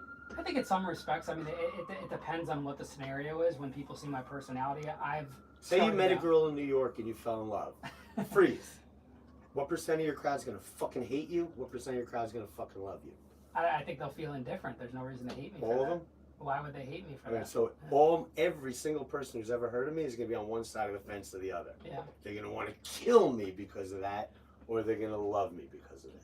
But you know why I think that is because they don't understand your past. They don't understand where you came from. I mean, I've told people in I don't think prison. it has anything to do with that. I think think it it has has to do everything. with this. I stream too much. Like I'm doing 24 hours a day, 24 hours a day. And in the past, I used to do 12 hours, 12 hours, 12 hours. And when I was doing very little, I do 2 to 4. Too much for anyone to watch. Everyone's busy with their own lives, right? So what do people watch? Clips, titles, clickbait, comments. And I already have a polarized community. So I am the ultimate shit to watch. I'm a person that a boyfriend and girlfriend could watch, and the girls like, I want to kill him, and the guy's like, that's the coolest guy I ever saw, and then they get in a fight over me. Yeah. That's entertainment. No, And I'm being definitely- good the whole time, or they would have knocked my lights out a long time ago. If I ever do anything wrong, you'll never see me again. They'll destroy me. I'm under a microscope. But the persona you have created now is not who you necessarily are deep down, because when I have friends that ask me, Matt asked me who he's with, he's like, is he weird? What's he like? Is he crazy? And the truth is that the truth of the matter is that you're actually very intelligent, because when if someone did a Google search and took the time to look at who you are, you've built $1 million companies, you've sold them, you've done this and done that, and that's what I'm talking about, where the people don't or haven't heard that side of your story. But I feel that the people that have watched me since day one and watched me 8 hours a day, 12 hours a day, there are people like that. They know everything. They know I'm pretty fucking cool. They know I'm the only person that is self-doxxed, that everyone knows where I live, what my real name is, what my real past is. Like I wear my entire life on my chest or on my arm or whatever. I walk around as a real person. Everyone else hides behind anonymity, as do the people picking on me. Yeah. So did you grow up in New York City? Is that where you're from? I grew up in Fort Lee, New Jersey, which is famous for being one side of the George Washington Bridge. You know the bridge? Yeah, of course. So Fort Lee is where you land when you get off. And it used to be the Hollywood of the East Coast, literally. There was no Hollywood in 1930. It was in Fort Lee, New Jersey, and they had a huge thing called Palisades Park. Frank Sinatra got started in Hoboken and Englewood, New Jersey, and different stuff. So New Jersey was Hollywood. It's hard to believe. New Jersey is a shithole, the way people think of it, right? In reality, if you live in Alpine, New Jersey, and there's places that are gorgeous, but a lot of New Jersey is a shithole. And what did your parents do for work? So I have multiple sets of parents. My mom was a fashion model at Ford Modeling Agency when she was younger, and she went to the University of Buffalo. She said back when she was a kid, the coolest thing a woman could do was be a school teacher. That would make the best wife or something. So she became a school teacher after graduating from SUNY Buffalo, and she met my father, who went to the University of Pennsylvania. He was from Pennsylvania. When she was very young, he was pretty young. I think like she was 20 or 19, and he was like 22, 23. They had a whirlwind romance. They got married. They were together for like a year and a half. And all my dad wanted to do was work, and my mom felt ignored. And they got divorced. Like no real big fight or anything. Just like all you do is work. You know, oh, I'm making the money for you, honey. We'll be really rich and have a great life. So my dad is a multi-billionaire because he meant what he said to my mother. You know, he's like, just let me work and it's worth it. But my mom was like a mafia princess, tough bitch. If you don't pay attention, she'll kill you. And so she moved on. She married my stepdad, Ron Itzler. She met him at Sugarbush Mountain skiing when I was like 3. They legally adopted me.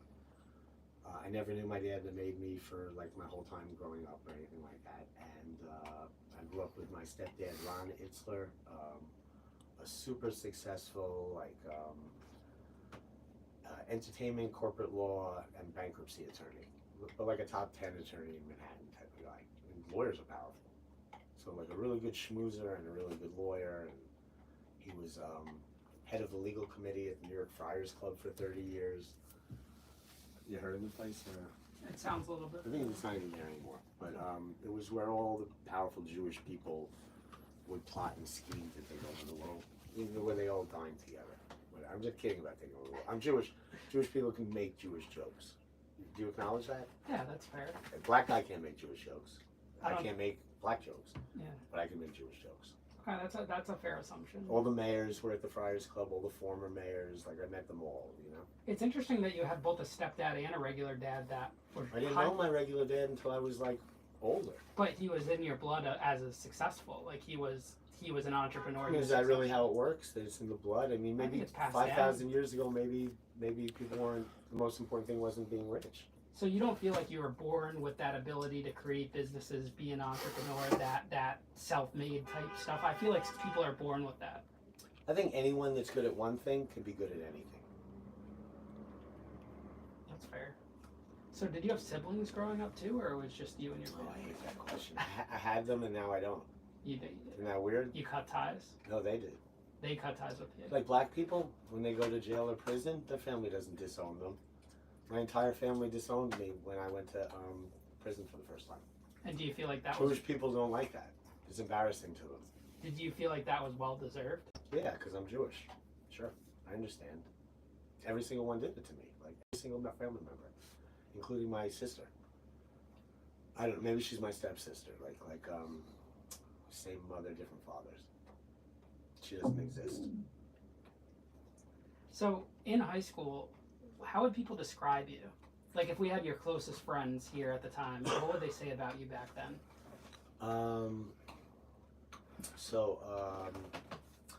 I went to Dwight Englewood High School when I was younger, and I think I was a class clown.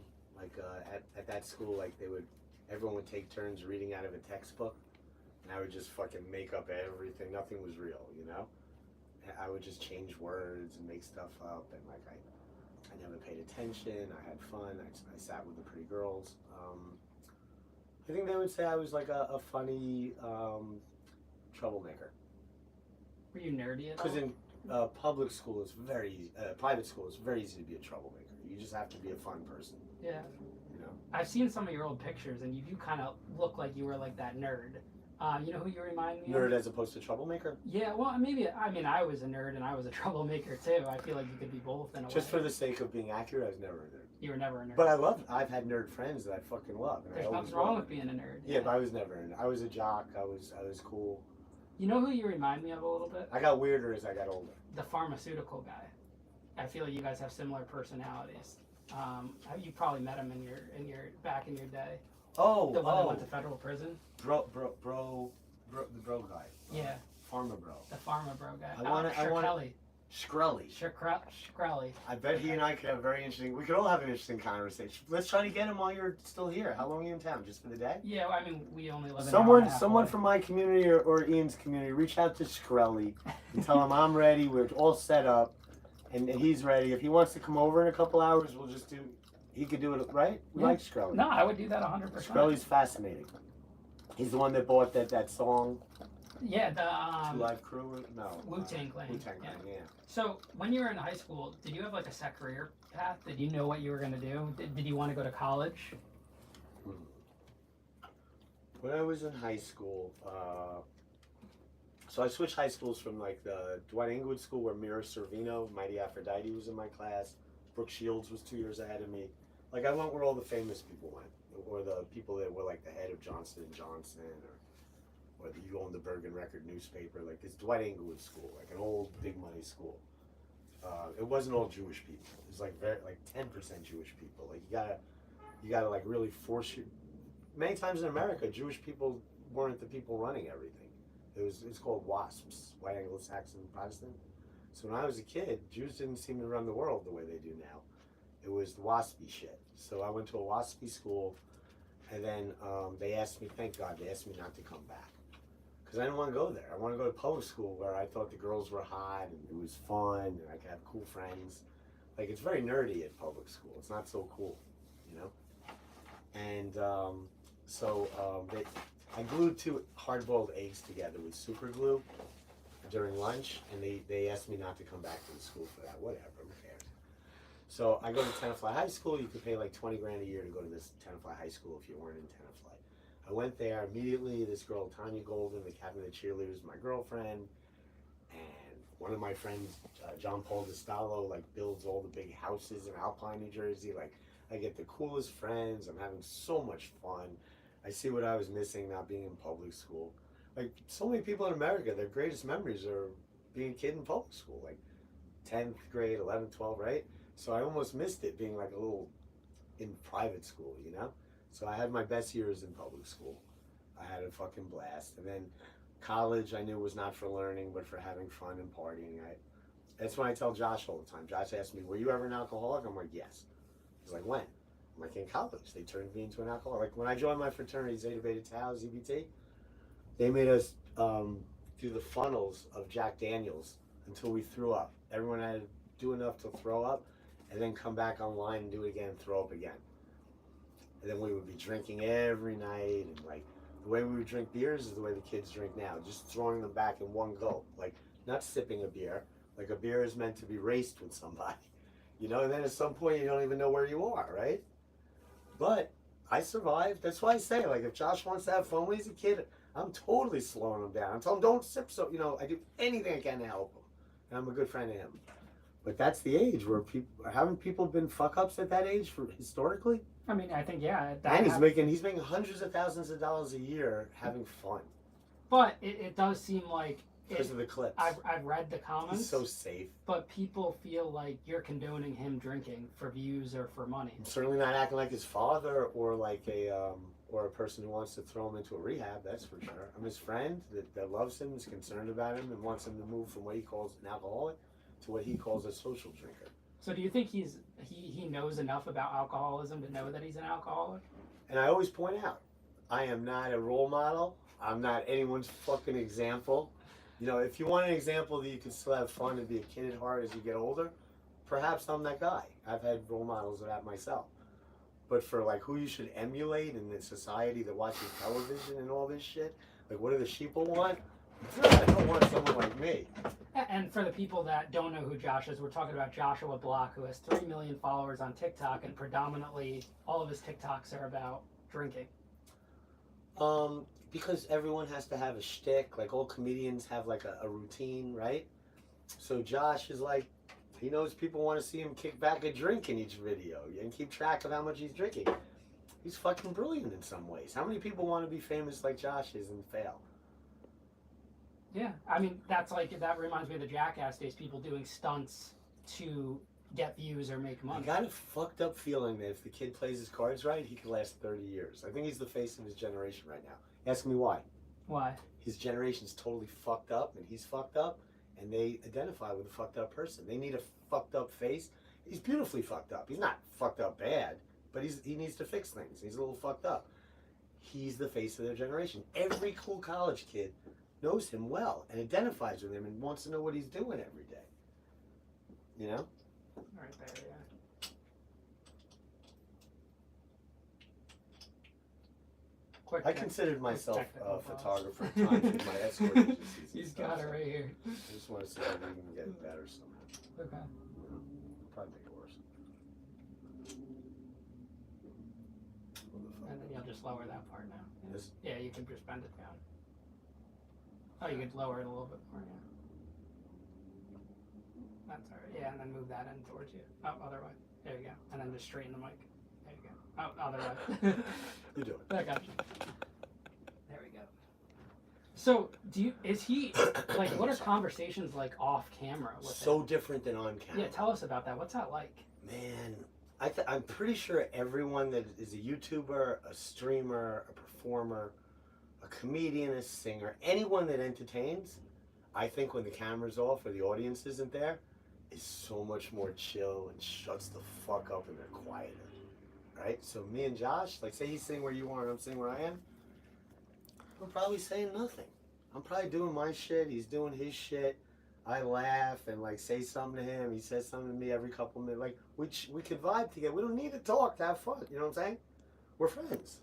We go to meet. I tell people I hang out with Josh like 2/3 to 3/4 of the time, not on live stream compared to live stream, like as a ratio.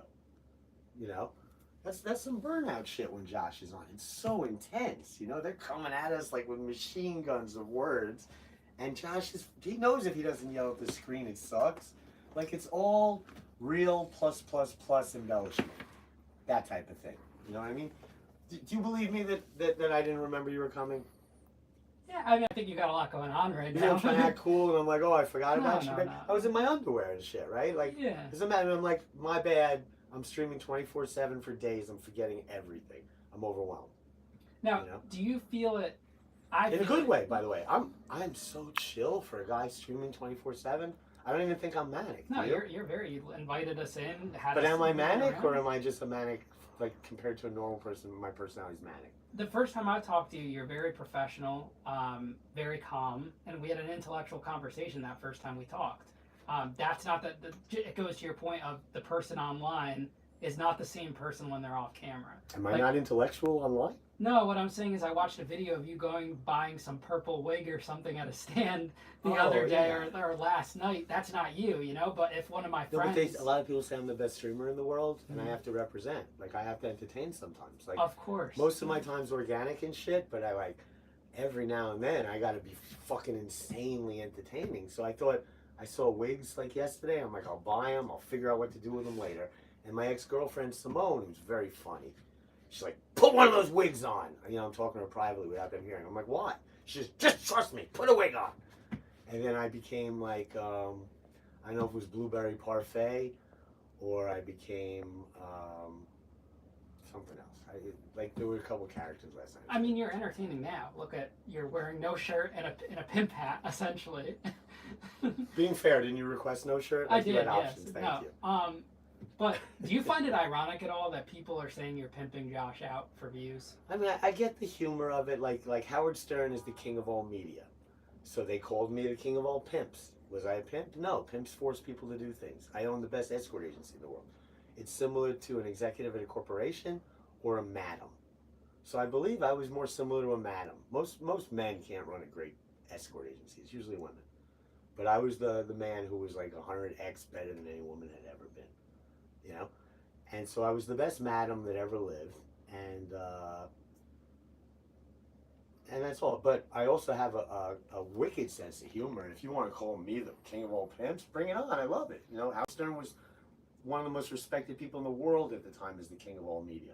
They were saying I was the escort agency guy who was as cool as Howard Stern. And I was. And because I was never a pimp, I'm the king of all pimps. Now, If I was really a pimp, I wouldn't call myself a pimp. is an escort service legal? In your Always has state? been legal if it's done correctly, yeah. So what makes it legal versus illegal? I had a big law firm. I had an attorney, he's in heaven now. He was on all the big TV shows and stuff, like every day. Mel Katz used to have bow ties and stuff. And he had contracts, like quarter-page thick contracts the girls had to sign, agreeing to never have sex with anyone, to leave if someone mentioned sex, da-da-da-da-da. Were they all having sex? Duh, no shit, obviously. But legally, you know, law's a game. And I had my ass covered everywhere. But when the governor of New York wants to take you down with a SWAT team of 60 people, doesn't matter what's right or wrong or what normally flies in law, you know? So let's talk about the lead up of how you actually became that. How did you just wake up one day and say I'm gonna be this, or? No, of course not. So let's talk I about don't think that. anyone wakes up one day and says, I'm going to be the biggest pimp in the world. No, Or but someone escort agency owner. wakes up one day and says I want to get into this business. You want to hear the story of how it happened? Yeah, I'd love to. Okay. So, there's little pieces of the puzzle that I think matter. So the first time I went to prison, I'm 57 years old. When I was younger, there was a time when ecstasy just first hit America and when it was not illegal yet. You know what I mean? When things are brand new, no one's ever heard of it, it has like a window where it's not made illegal. So ecstasy was in America, it wasn't illegal, all the coolest college kids were taking ecstasy. And I'm talking about like 1985, 86, 87. There was a bar in Texas called Gillies where ecstasy was sold at the bar, like over the bar, like drinks. And it started out there and it spread like crazy.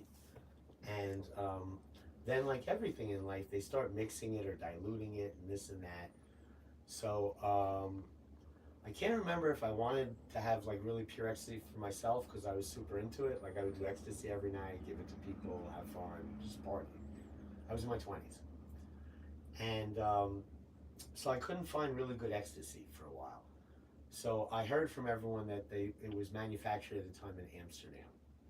So I ran to Amsterdam, where I had been once before when I was in like law school or college or something, before law school.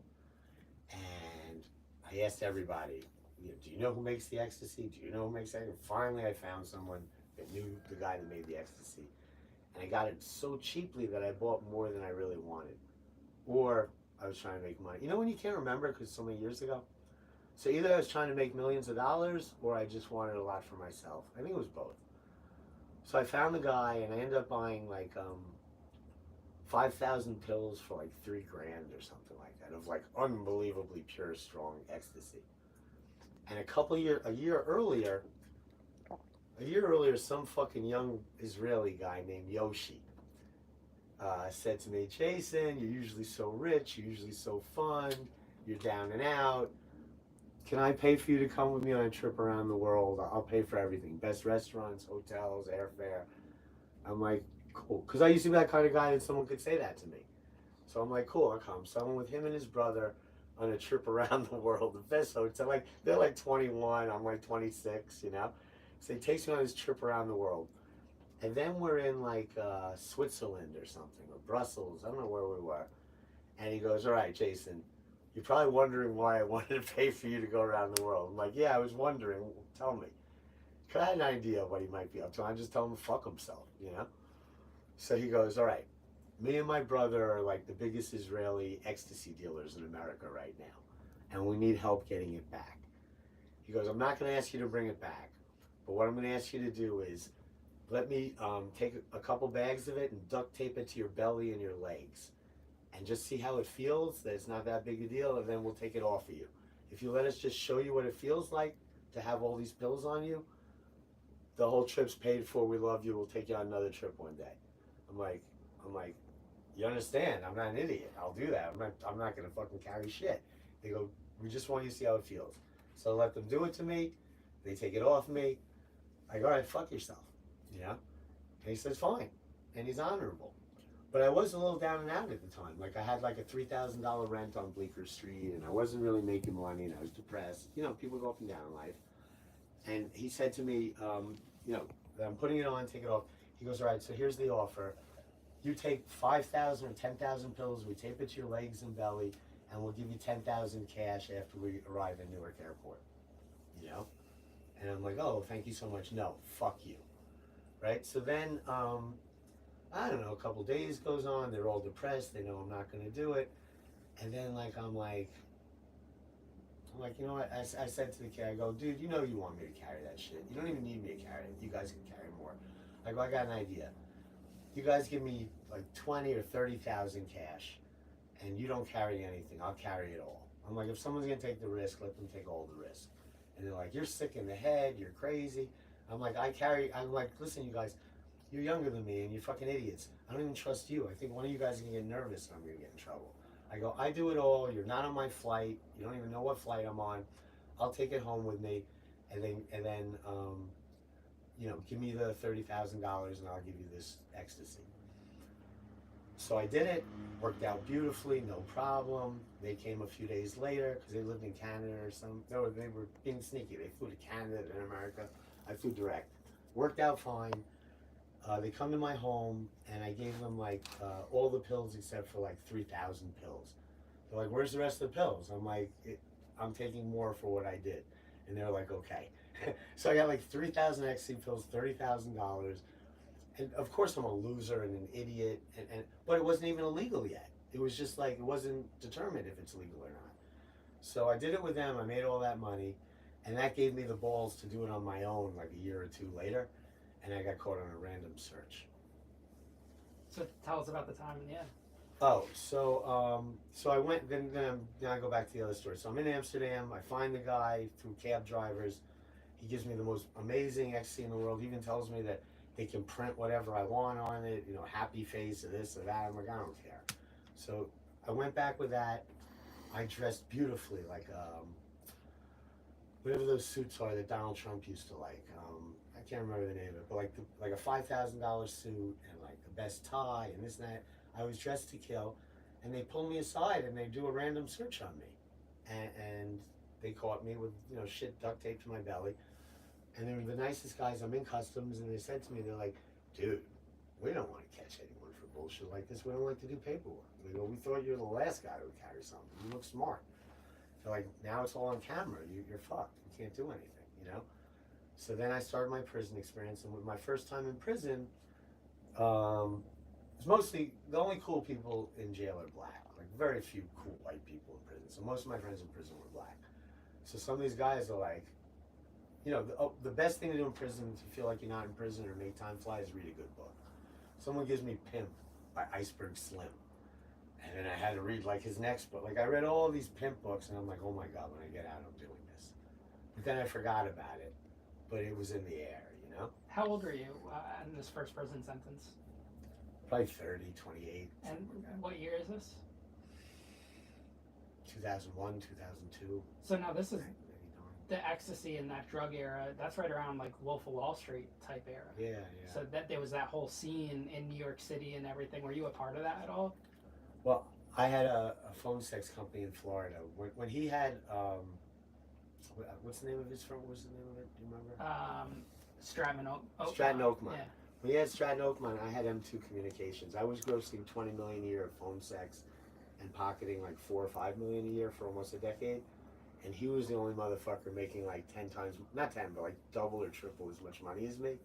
So we never met, but like his partners, a guy named Steve Smith or something. I knew some of his, I wanted him to take my phone sex company public because he could take anything public. He ended up doing that shoe company instead. Yeah, Steve Madden. Yeah. We need to get him on the podcast. But I too. thought, He went oh to prison. God, that guy, he controlled the stock price, he controlled everything. And he was the man if you wanted to make a lot of money quickly. So I tried so hard to do business with him, and then I fell apart. My mom died. Things happened in my life. Now the phone sex company came after prison or before it? The phone sex company came way before. Phone sex company started when I was fresh out of college. I went to law school. It started in my first year of law school when I was in my young 20s. How do you get the idea for a phone sex company? I was, when I was in college at George Washington University, I hung out with a couple of really hot girls from, I think, Great Neck or Roslyn, Long Island. And we wrote a book together called Kiss to Kill, How to Be the Best Kisser. And then I put a display ad in the back of Rolling Stone magazine, and I made like $5,000-10,000 a month selling Kiss to Kill and the world's greatest pickup line. And so just stupid things. And so I had it like in the mailbox, I'd get checks and cash every day, and it was just funny. So that gave me the idea of like having like a life where I just like had a mail order company or something. And then when I was in, started law school, I started seeing at 12 o'clock, the only commercials on TV were for like talk lines, phone sex, sexy girls saying, call this number. And I was like, fuck, I gotta do that. That looks lucrative, you know, and easy. So I could keep going, but it's a never ending story of, you know, one domino hitting another. What is the biggest kissing tip? I don't remember anymore. We wrote like 8. It didn't really matter. It's just you got to get someone to send the money and then make them happy enough that they don't return the product, right? So we just wrote whatever we thought was. Now, with a phone sex company, is it just men calling, or is it women too? Is it both? Like 99.99% men. It's men, and then you have women working the But this is lines. back in the day before the internet, before anything. Like the only perverted shit out besides little movie theaters and Betamax tapes was phone sex lines. Like phone sex lines were huge at one time. And give us a rundown. Someone calls, and then how do they pay? With a credit card? Or is it a Well, subscription? It was easier than that. They would call a 900 number very often, and it would go right on their phone bill, or they would call a 1-800 number, and they'd hit like the number 1 to accept a collect call for $5 or $6 a minute with a 10-minute minimum. So you were already doing this kind of work, What kind of work? essentially, What like kind the of sex work, in a way. Phone sex goes to escorting. It's kind of similar. It's in the same realm. Well, I identified that women have a certain power over men, you know, and that could be monetized very early on. Like it's hard when you don't have that much money, you don't have much business experience to find something to do where like it's gonna do well. You know what I'm saying? And I saw that like the girl things have a lot of pull, you know. Now, going back to your first prison sentence, this is after the phone sex line. It seems like you broke every drug dealer's rule about dressing that way in an airport when you're moving product. Don't you want to be kind of under the radar? I wasn't dressing like You're like kind a of flashy, pimp. No, right? I was dressing like I was wearing a Brioni suit. That's the word I couldn't remember. I was dressing like Donald Trump at the prime of his life. Like I was wearing the finest Italian suit, a white shirt, a nice tie that's expensive, but you know, not from the design. Good shoes, a briefcase. Like I was dressed like as nice as a rich businessman could be dressed back then. It's nowadays like the right way to dress as a rich businessman is bathing ape. But back then, it was like a beautiful, expensive suit. But you don't think that brought attention to you? Like you could have avoided No. that? People would never think a rich businessman. Why would they bother a rich businessman? They usually leave them alone. Now, TSA was just starting to get strict at that time? Or was that still kind of, you know, Oh, not strict? ecstasy was made illegal that week that I flew back. Like it just randomly became illegal. Okay. It was newly illegal. So now you're in prison. That first time you're in a New York State prison. I did what I think a lot of people do. I pretended like I was losing my mind and everything because I was so scared. You know, the fear of the unknown? Yeah. I was so afraid of jail and prison that I had them send me to like the Betty Crocker Correctional, like some place where they send people that are mentally unbalanced and then send them to prison. You know what I mean? Yeah. There's somewhere in New Jersey, like it's a woman's name and it's like where everyone's a Looney Tune. Everyone's a Fruit Loop. So I went to the Fruit Loop place for 30 days and it took them 30 days to determine I was faking it. And how'd they find Did out? Did you ever fake being crazy? No, never. Have you ever heard of anyone doing that? Of course, there's So a many lot of people- guys. They grow one of the biggest signs. They'll grow their fingernails out, and Yeah. they'll make long hair, and that's how they Right. they go on it. When I'd had, because I was a white young kid, they always put me in the same cell with the weirdos because they knew I wouldn't attack them or fight them. So I was with the chomos. I was with the weirdos. These guys had fingernails like this long and hair down to their waist, and they don't shower, they don't put deodorant on, they don't brush their teeth. It's freaking disgusting. It's gross. Totally. And these guys, they get special treatment. No one bothers them. Like no guy is gonna go into one of their cells and beat them up because they don't want to be near them. They think they're like cursed. Yeah. They have like voodoo on them or You're something. so right. And I bet most people, there's so much to talk about, I bet most people forget about what we're talking about, right? It's such a nuance. Yeah, right? well, people don't realize that when in prison, and they do stick the white guys with these Fuck individuals. yeah, of course. Because the white guys aren't going to do anything to them or go crazy. Like a really tough black guy will kill them. So once they busted your little scheme for being a loony.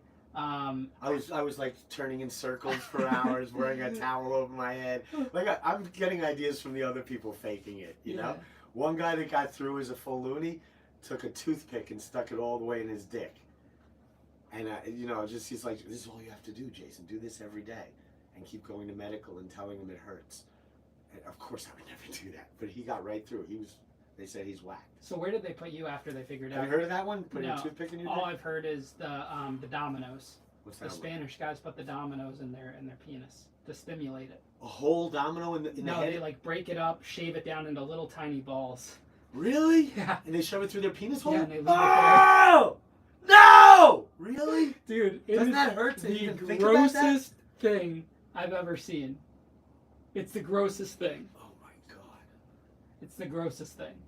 So, you get through that first prison sentence, okay? Not a scratch on you. You make it through. Are we talking about like the Betty Crocker Medical Center or whatever? Or are we talking Just about the first one, your first. You didn't do that long when you got caught. the with Betty that. Crocker Medical Center was kind of had arts and crafts and guys and girls together all the time, and like it was all right. It Like wasn't on The bad. Sopranos. But then when they kicked me out, then they sent me to the Green Monster in Newark, New Jersey, because Newark Airport feeds to Newark, New Jersey. Newark, New Jersey's bad. Only Trenton's worth. So I was in a building that called the Green Monster that was so bad they knocked it down a year after I got out and put up a new one. But I was with, every floor was either Bloods and Latin Kings or Crips. Bloods and Latin King, you know, they put them together. Crips, Bloods and Latin King. Or maybe they had one Latin King only floor, but every floor. So I would get bounced around my first year from like, you know, Crips are about to truly kill me, put me on a blood floor. You know, preferably a blood floor I haven't been on before. Like they just bounced me around right before I'm about to get killed. Can you relate? No, because you were in Fed though. Well, I was in state. There were people that I had brought a lot of issues onto myself because I was a white guy making all the wrong moves. You know, I wanted to buy the cell phone. I got into gambling. I was shooting dice. I was doing everything I shouldn't have been doing, and that brought a lot of heat. So guys were trying to extort me. How long were you in for? 3 years, but they bounced me around. Did you have a lot of fun in there at times? At the camp, it was a blast. Yeah, the camp. I think they just closed the camp. I was reading Oxford Prison Camp. and People don't that's- want to hear that from us, that we had a blast at Dude, times. that's Right? It's why like they the call it best Club of times Fed. and the worst of times, Dude, right? someone asked me the other day, did you guys celebrate birthdays in prison? That was one of the biggest parties of the year. New Year's Eve in prison. And you know how guys like are fast fucking- life is? Everyone's busy with their own life, Yeah. making money. Like no one pays attention to each other. In there, you're like in the army with cool guys, right? It's a totally different experience. You have to have good people around you, though. Of course, but that's up to you to Yeah, find. you have to be a A people. lot of them are person. good in there. There's not that many. You know, there's very good people that get locked up. Yeah, and they're also very bad too. I think there's definitely a mix, and some people are in it for themselves, and other people aren't, and you kind of have to just navigate it, you know. I find that in state, the really, really charismatic, tough Spanish and black people, that the world fears them because they're strong, they're smart, they're tough, and keeps getting them locked up. You know what I'm saying? Like once they've been in the system as a juvenile, they're never getting out. Anyone can make up anything on them, and they're right back in. So now these bankers, Wall Street guys that go to prison, right? That which is becoming more of a thing They now go than to ever. federal prison like you. Correct, but what's your advice to them? Once they're in, Yes. keep to yourself. Don't look people in the eyes. You don't really need friends in there, and if you happen to get friends, be careful because your friends are the ones that will fuck you up. Don't play like cards with everybody. Don't do sports. Like the more people that you're involved with, the more drama is gonna pop up, and the more chance that you're gonna pull the random ticket of getting fucked up for no reason. So me, this is how to handle prison for anybody. All right, and he'll agree in a moment. But I bet he looks at life differently, so he wouldn't tell you this. There's only one fucking thing you can do in prison that's way better than in the real world, whether you're in Beverly Hills, Miami, New York City, Las Vegas, Dubai.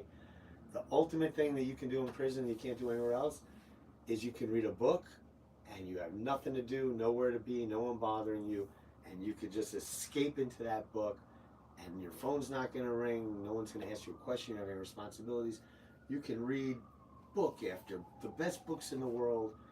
It's delicious how you can focus on a book. It's the only thing you can do in prison that's better than the real world, and it's the only way you can escape prison for moments of time or hours or maybe even half a day is to get lost in a book. Because wherever your mind is where you are at. So reading, oh my God, I read half the great books in the world in prison and had such a good time, totally concentrating. I'll never read a book again. I'll never fucking read a book again. I have TikTok brain like you guys do. Sorry.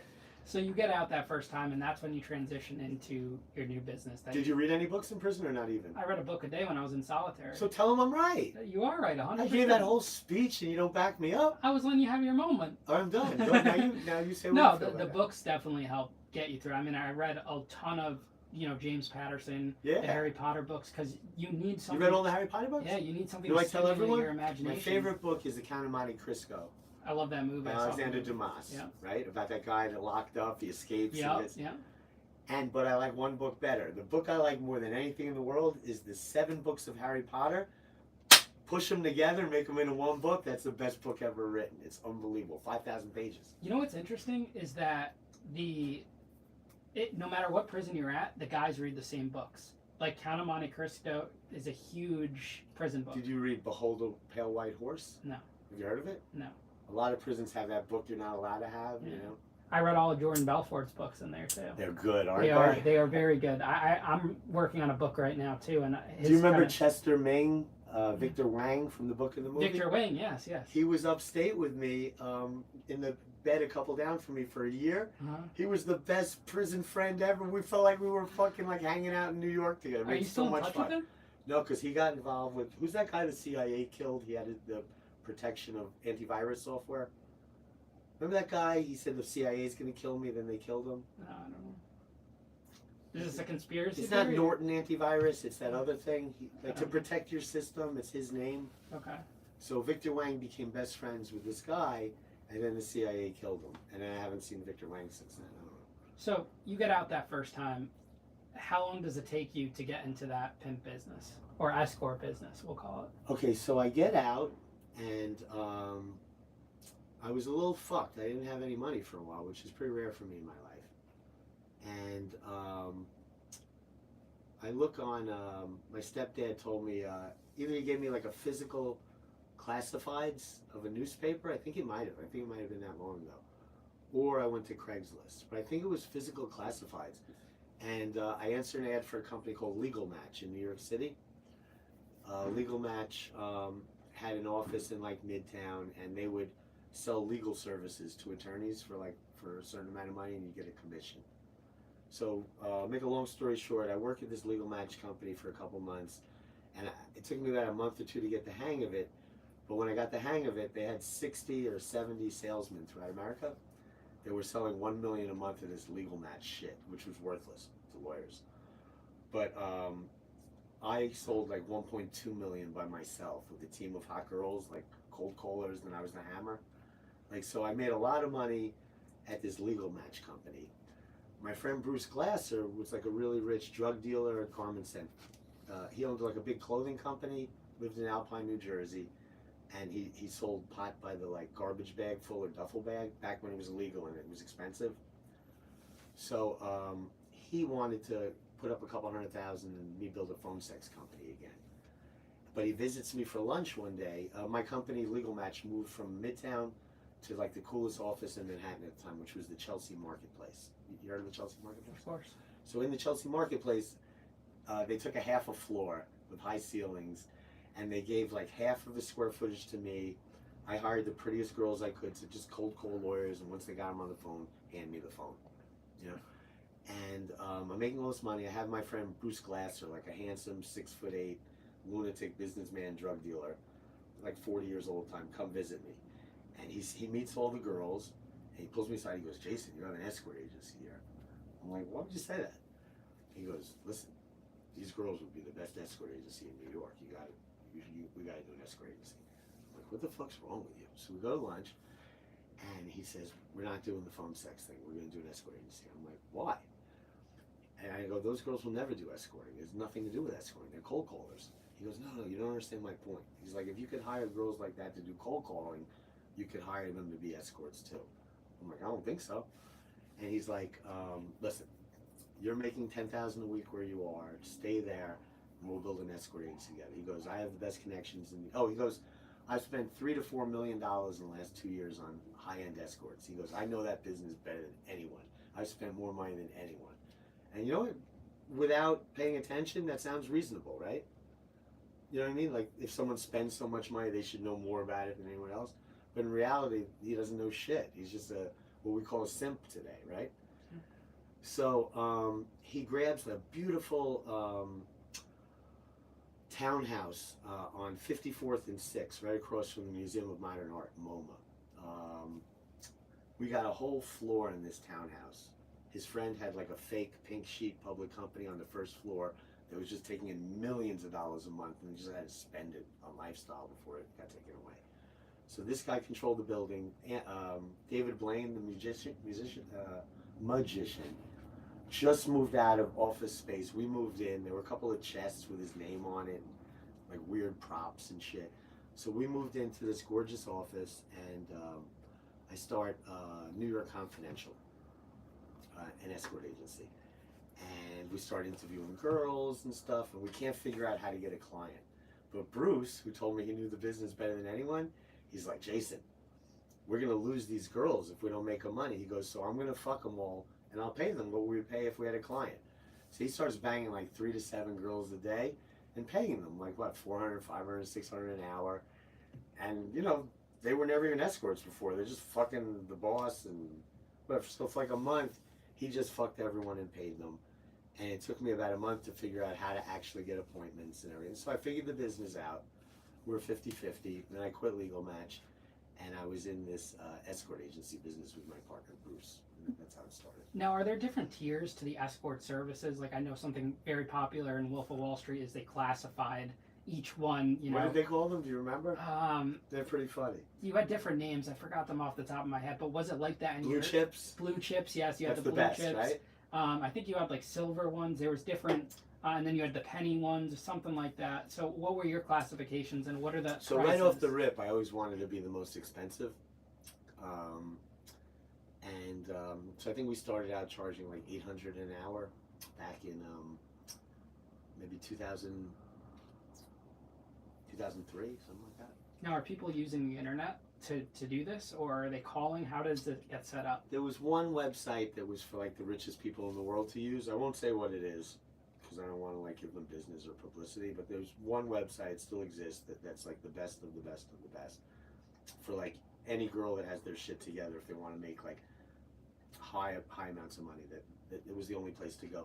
Plus, New York Magazine in the back had escort agency ads for many years. So I started taking very expensive ads in New York Magazine, like quarter-page ads for like $2,500 a week or whatever, you know. And you are,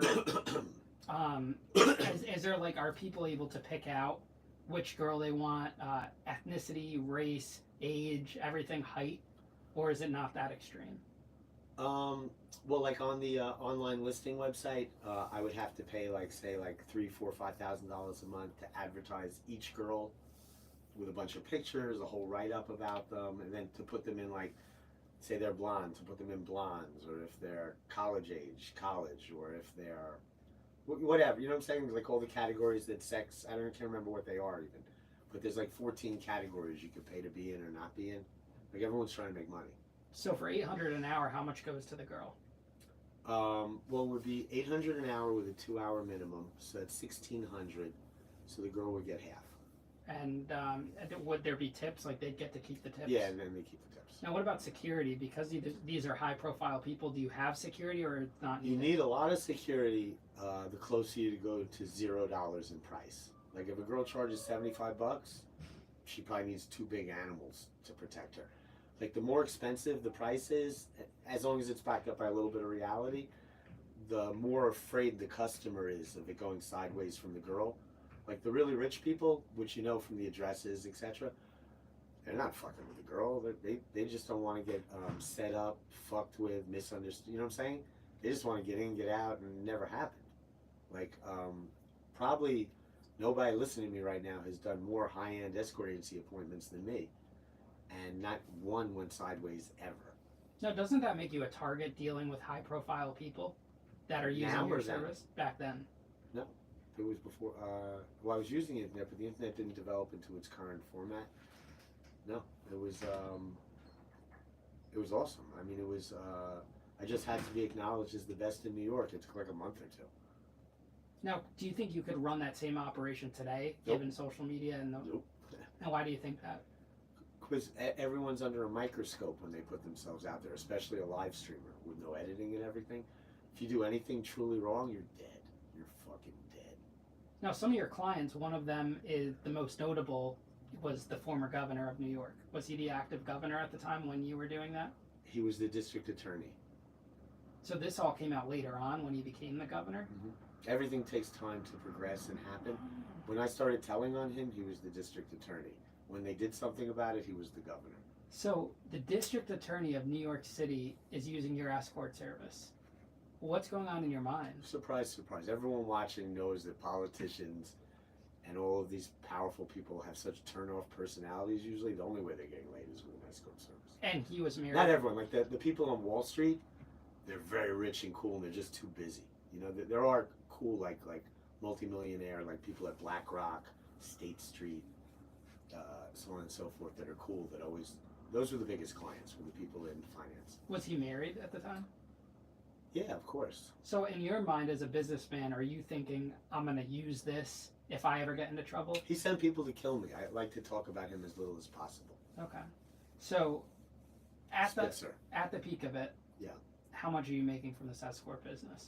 Much less than the phone sex company. I was making like I was grossing like $1 million a month, and I was netting maybe like 200,000 to myself after beautifully paying everybody. Is that because the expenses are so high to operate it? Well, the girls are getting half the gross, and then I had a lot of salespeople helping around the clock, and I had $15,000 or $20,000 rent. And my decorating expense was like $75,000 a month. It was like a casino, like the most beautiful casino, to get people to spend frivolously without thinking about it. So do you bring the clients to you, or do the girls go there? Almost everyone went out, like maybe like the guy that owned Seagram's or something could come in, and we had a special room in our place. You know, like it was my bedroom and Natalia's. We lived in there, so we had a huge bedroom that no one fucked with, and there was another room just as big on the other side that was for like billionaires that we wanted to get to know better. You know, just for schmoozing and stuff. But we would never really book in our place. But it was awesome. So to make this legal, like we were talking about earlier, you weren't advertising it's for sex. You're advertising that they can have a woman just come to give them a lap dance or something, or strip in front of them? No. As if like some billionaire wants to take a chick out to dinner and go to a show or this or that. And a lot of times that is what happens. But you know, more than half the time the guy wants to at least be naked with the girl, you know? And a lot of them were doing cocaine back in the day, so their dicks didn't work. You know how that works? Or What, that you can't get hard with that? yeah, do you know about that? Yeah, of course. Okay, so how many people that are partying and celebrating back in the day are doing cocaine? A lot. Yeah. So how many people are not fucking usually, right? A lot, yeah. I didn't look at it that way. But that doesn't mean it's just going to be sitting on a couch giggling with each other, whatever, you know what I'm saying? What was one of the weirdest requests that you've seen in that business, in that line of work, come in? I had a big writer-director from Hollywood, from California, or Beverly Hills or Bel Air or whatnot, who wanted 12 naked girls for like $1,500 an hour each, and I had a very hard time getting a naked guy, like a porn star guy or an escort agency guy. I think we called Rent Boy at the time. So they wanted he wanted 12 people laughing at him, and like the hottest girl fucking the rent boy in front of him, telling him he's an idiot. Pretty crazy, because it was like $75,000, you know. And then he left without paying the balance, and then I got him to pay the next day. But like he jumped on his plane, and he paid like $30,000 down. He owed like $50,000-$60,000 more. Is it ever on credit, or is it mostly upfront? One of Sofia Vergara's ex-boyfriends tried to fuck me over too, and I got him to pay. It's hard to fuck over an escort agency, you know? Like, But are the people paying up front?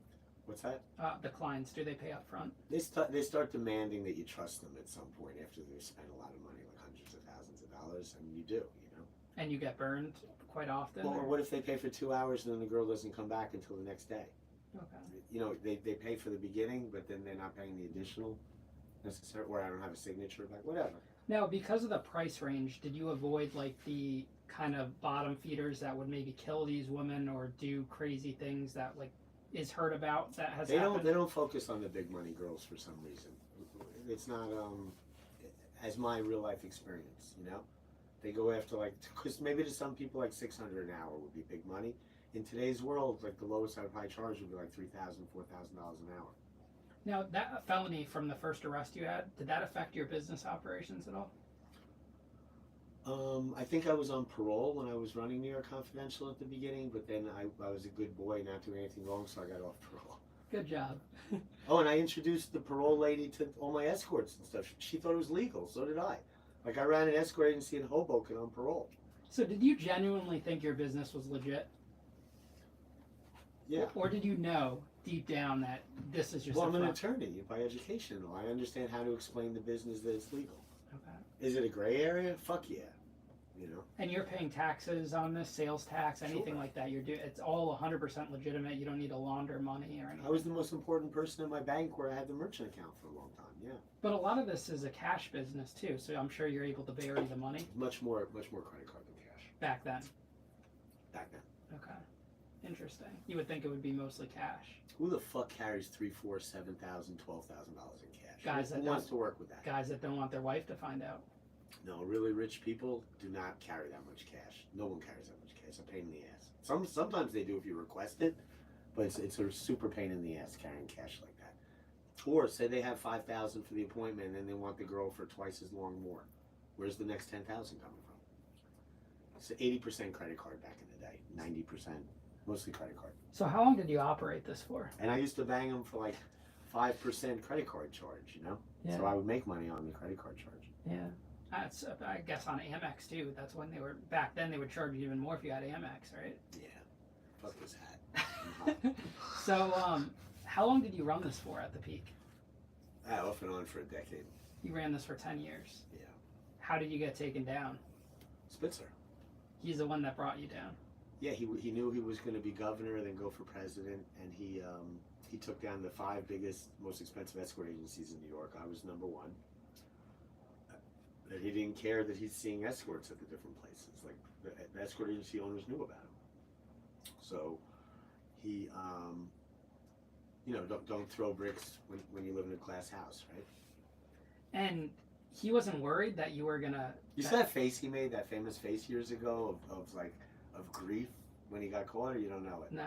If you look up Elliot Spitzer and you go to images, there'll be this face like, you know that famous painting of like it's called The Scream, where the face is like. Yeah, of course. So Yeah. look up Elliot Spitzer. Is that your whole crew? Could you look up Elliot Spitzer, go Matt's to over there images, jerking and look off for over him? there. Look for just his face, like he's like The Scream by that Dutch. Hold on, I got your YouTube. I'm typing in the comments. Not YouTube. Elliot Spitzer's grief. Oh, the smiler. You see the grief? You gotta face type in grief. Grief. Yeah. for Spitzer. I think it's the most famous picture of him ever of his life.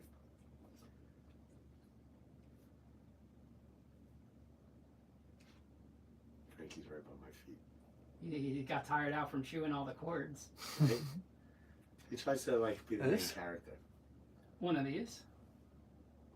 Yeah, give me your phone and I'll click on the right one. Has to be that. Let me see.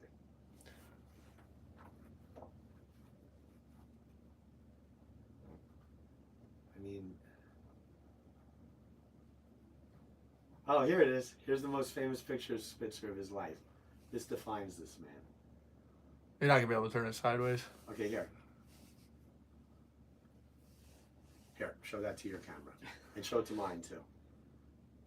Here, let me see. There's that one. Here you go. We can put it in the video. My people know that face.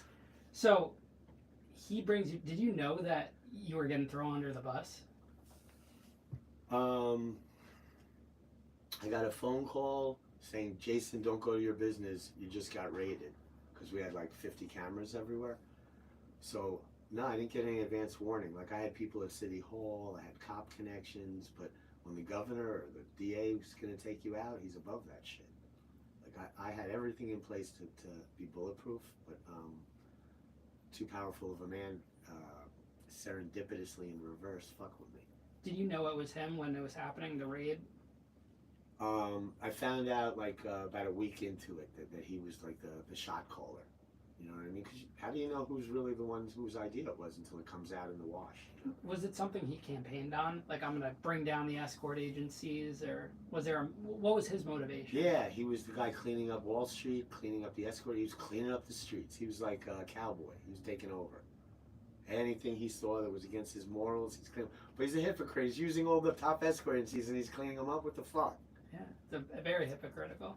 So who raids you? Is it just local NYPD or are the feds involved in this one? It was mostly NYPD and Homeland Security. Like I got debriefed by Homeland Security to take down Spitzer like 50 times. Like they had to. It looked like I was a rat getting pulled out of Rikers Island all the time to talk to Homeland Security. Like they would keep making up medical reasons why they're taking, because you'll get killed for no reason. Like I'm not ratting on anyone. You're allowed to rat on a cop or a politician that takes you down. So he's a cop or a politician.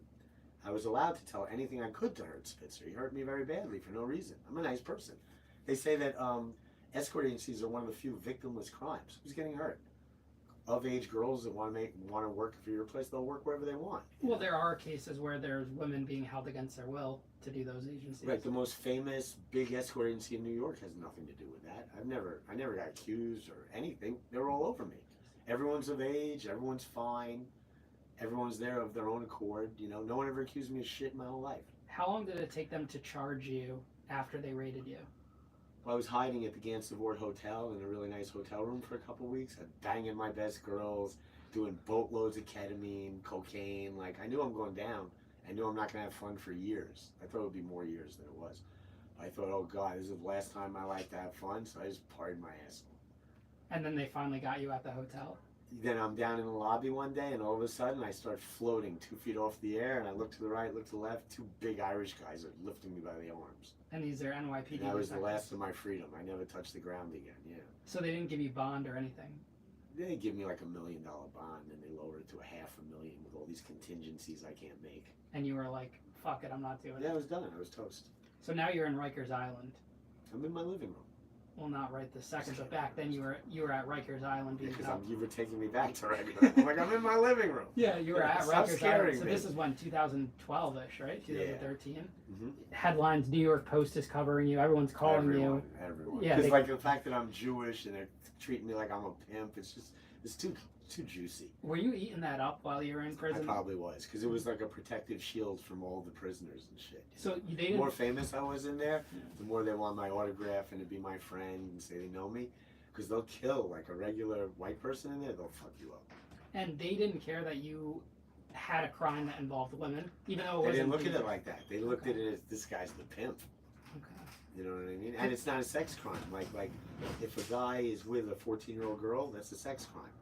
If you own an escort agency, it's not considered a sex crime. It's a business crime.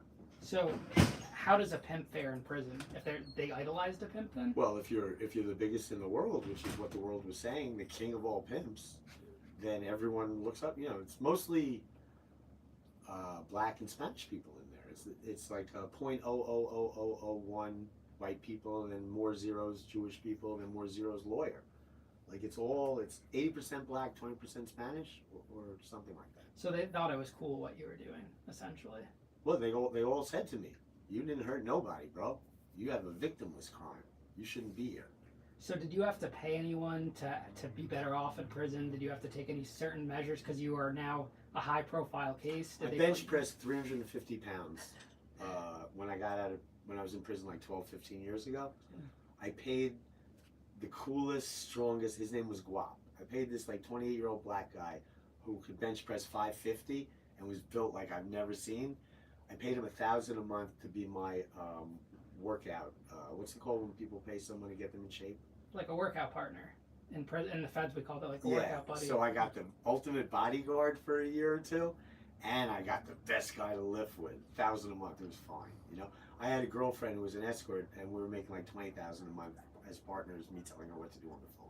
Oh, so you were still running a phone business from the... Well, because some escort fell in love with me and kept visiting me from Canada. I was in Altoona, which is really close to the Canadian border. It's very lonely in prison. You want to have girlfriends. I'm surprised they didn't put you in like protective custody or shield you because They the tried. government... I would never let them. You can't have fun in there. It's like your bid is 10 times longer because you're so bored. How long did it take for the governor to get taken down once you got arrested? 2 years. And then he got removed from office? You probably loved that in prison. Oh yeah. But then like no one knew it was me. But was it really me? Like I hit the first domino, and then Homeland Security does it, and you know what I'm saying? And then Ashley Dupree shows up for the appointment. Like there's so many steps to it. Like who really did it? You know? So they weren't willing to offer you a deal for no jail time in exchange for him because he's a bigger fish. They never acknowledged to me that they were using what I told them to take him out. They never have. I got nothing for it. I did it all for free or for revenge. And I'm not a real revenge bro. I kind of love everyone. I'm spiritual. I think we're all part of God. I don't stay mad at anyone for very long. But you're a lawyer. How do you not know to get these in place to figure out some type of deal to protect yourself? I tried. They wouldn't give it to me. No one acknowledged that they're going after Spitzer. Then it happened, it's coincidentally it's Ashley Dupree who like I discovered as a waitress at the FWRD She was like one of my top girls. You know what I'm saying? Like she got arrested at New York Confidential and released. She made a deal. You know. So how much time did you end up getting sentenced to, and what were your charges Each time for this main time that Governor Spritzer brought you down for? I got 5 years, and I did 2.5 in state. And is it a low security, medium, high? Where'd they send you? Well, Rikers. Have you done time on Rikers? Never know. Oh, it's disgusting. It's really dangerous. It's really gross. Like I can navigate it. I know how to get by. Yeah, tell us what it's like to be at Rikers. Well, first of all, the ceilings are so low. It's like, super dungeons and like, I mean, people in there, like the gang people run Rikers, like the Bloods, the Crips, the Latin Kings. Like if they're high ranking, they could have people kill you and hide you. Like they could do anything, and the cops are afraid of them. Like the cops know. But they left you alone. Yeah, because I kept to myself and why I was in there, and then they would approach me, and I'd be very nice about stuff, But like, yeah, I made so much money when I was a kid. I learned how to be self-deprecating individual that like curls up like I'm nobody. Like, so they really want to know me, and I'm being so humble. What do you kept me alive? What do you think was the craziest, wildest thing you saw at Rikers while you were there? Lilo Brancato from Bronx Tale, Coaginal was his name in the movie. He was in the cell next to me. We had some situation for 6 months where we had to be in the famous person ICU. What does ICU stand for? Like Infirmary Command Unit. So like he was very well known at the time. I was very well known at the time. There's cops or something like when you're very high profile at times, they put you in this thing where they just watch you. So he was in the cell next to me, and I watched him develop a heroin addiction and have to pay thousands a week to people, like begging his parents to send more and more money. And I watched him fall apart, and it was really disgusting and sad. He was in the paper all the time, and it was just like, it was crazy. Wow. Do you know who that is, or? Yeah, of course. Okay. Wow. Yeah, he's doing a ton of interviews right now. Oh, is he? Yeah, because he's talking about his experience getting arrested. I've seen him on a few. We used to watch Bronx Tale. It's really weird. Like there was a television at the end of the hall, and like every couple of days, his fucking Bronx Tale would come on, and we'd watch it just randomly. Do you think he'd still remember you now? More than anyone he's been in prison with, 100%. Wow. Yeah, for sure. Did they keep you? I watched him working out his whole case of like, I'm not the guy with the gun. Like the whole time he's stressing about it, I was with him. I mean, it was very entertaining to be like watching that kind of drama up close. Did they keep you in a cell alone a lot, or were you? The best is to be alone. Absolutely. You never want to be with someone else. But were they keeping you alone, or did they put you? Well, in this case, when Brancato was in the cell next to me, we were alone, like 12 people in one line. Like it looked like protective custody, but it wasn't protective custody, but it was. It was ICU. But that was just because like I was blowing up in the papers and stuff, and he's coaginal. Yeah, I mean, at that period of time, you must have been one of the most high-profile cases in New York, other than like when mob guys were going down, when like Jordan Belfort, any of those guys from that area, because this was before or a little bit after Wall Street, but those guys were getting sentenced later on. Yeah, I think there was no real news in the world at the time, so it blew up more, Yeah. And then Natalia was on like Entertainment Tonight any night she could, and all those type of shows, like getting exposure. Like everyone was not running from publicity. Yeah. So now when you get out of prison that time, what was that transition like back into the world? Well, I got that job at Legal Match I told you about, and then pretty soon I'm making $10,000 a week, and then pretty soon I own a very successful escort agency. So it was like, it was just very like. But after the second prison sentence. Oh, the second one. After you're because the escort business is now folded. Okay, so the second time I got out, I have such a complicated life. Let me think about that one. So I get out for New York Confidential. This is probably like 2014, 2015. Right, and so then what do? I don't know. I'm drawing a blank. I can't. There's so many, like. So when I get out for New York Confidential, it was like 2005. So I get out in 2005. Or was it 2007? I don't know. It's somewhere along the way, I lived with like a DJ named Mike in like like the 42nd floor of like a gorgeous brand new building on 42nd Street, like in the what's that district called over there? Like 50th and 10th, Hell's Kitchen. Okay. Like Silver Towers North or something like that.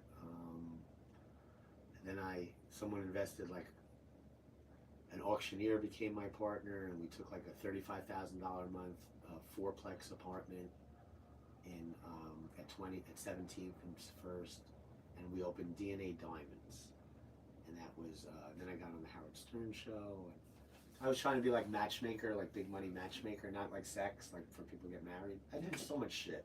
I'm not used to miking for this. So I guess what I'm most curious about is how do you transition from this guy that's in the headlines, you have these escort, phone sex, all these types of businesses, to what you're doing now? Like, I feel like there's a bunch of years you were just life and inactive. serendipity. Like, I wasn't looking to do what I'm doing right now.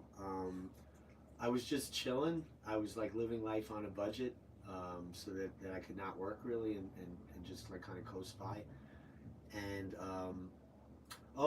I started staring at the sun, you know, and I got so into sun gazing, like up to like 5 hours a day, that I started thinking of it as my job. Like, kind of like I'm the guy that stands in Washington Square Park and lets everyone know that you don't go blind staring at the sun. Like, I figured, like, as the months go by, as the years go by, and they see that I'm fine, that they're gonna wake up and people will see that the sun's not bad for them. That never happened, by the way. Like, a few people noticed, but the majority never changed their opinion of the sun. So I did that like it was my job, and it was very peaceful, and I did a lot of like thinking and everything. And then at some point I bump into some kind of weird dude, a live streamer named One Sonic. And I'm standing on a bench staring at something. He's like, "Excuse me, can I interview you?" I'm like, "Of course." I talk to everybody because I thought I'm like ambassador for the sun, you know? So I talked to him for a while, and I'm like, "What the fuck are you doing?" And he tells me. I found it fascinating. I started watching him. And the guy like mumbles when he talks. I can't even hear him when I'm watching him. Doesn't hold the camera like as if it matters, like pointing at the ground. But I loved it anyway. It's like New York sounds, no editing, it was real. And like, I don't know, maybe I misheard from this guy like how many people do what he does and stuff. I thought he said he's like one of the only streamers in New York and there aren't too many in the world.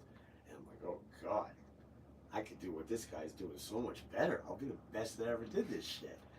So I ask him to teach me how to do it, and he hides from me for weeks.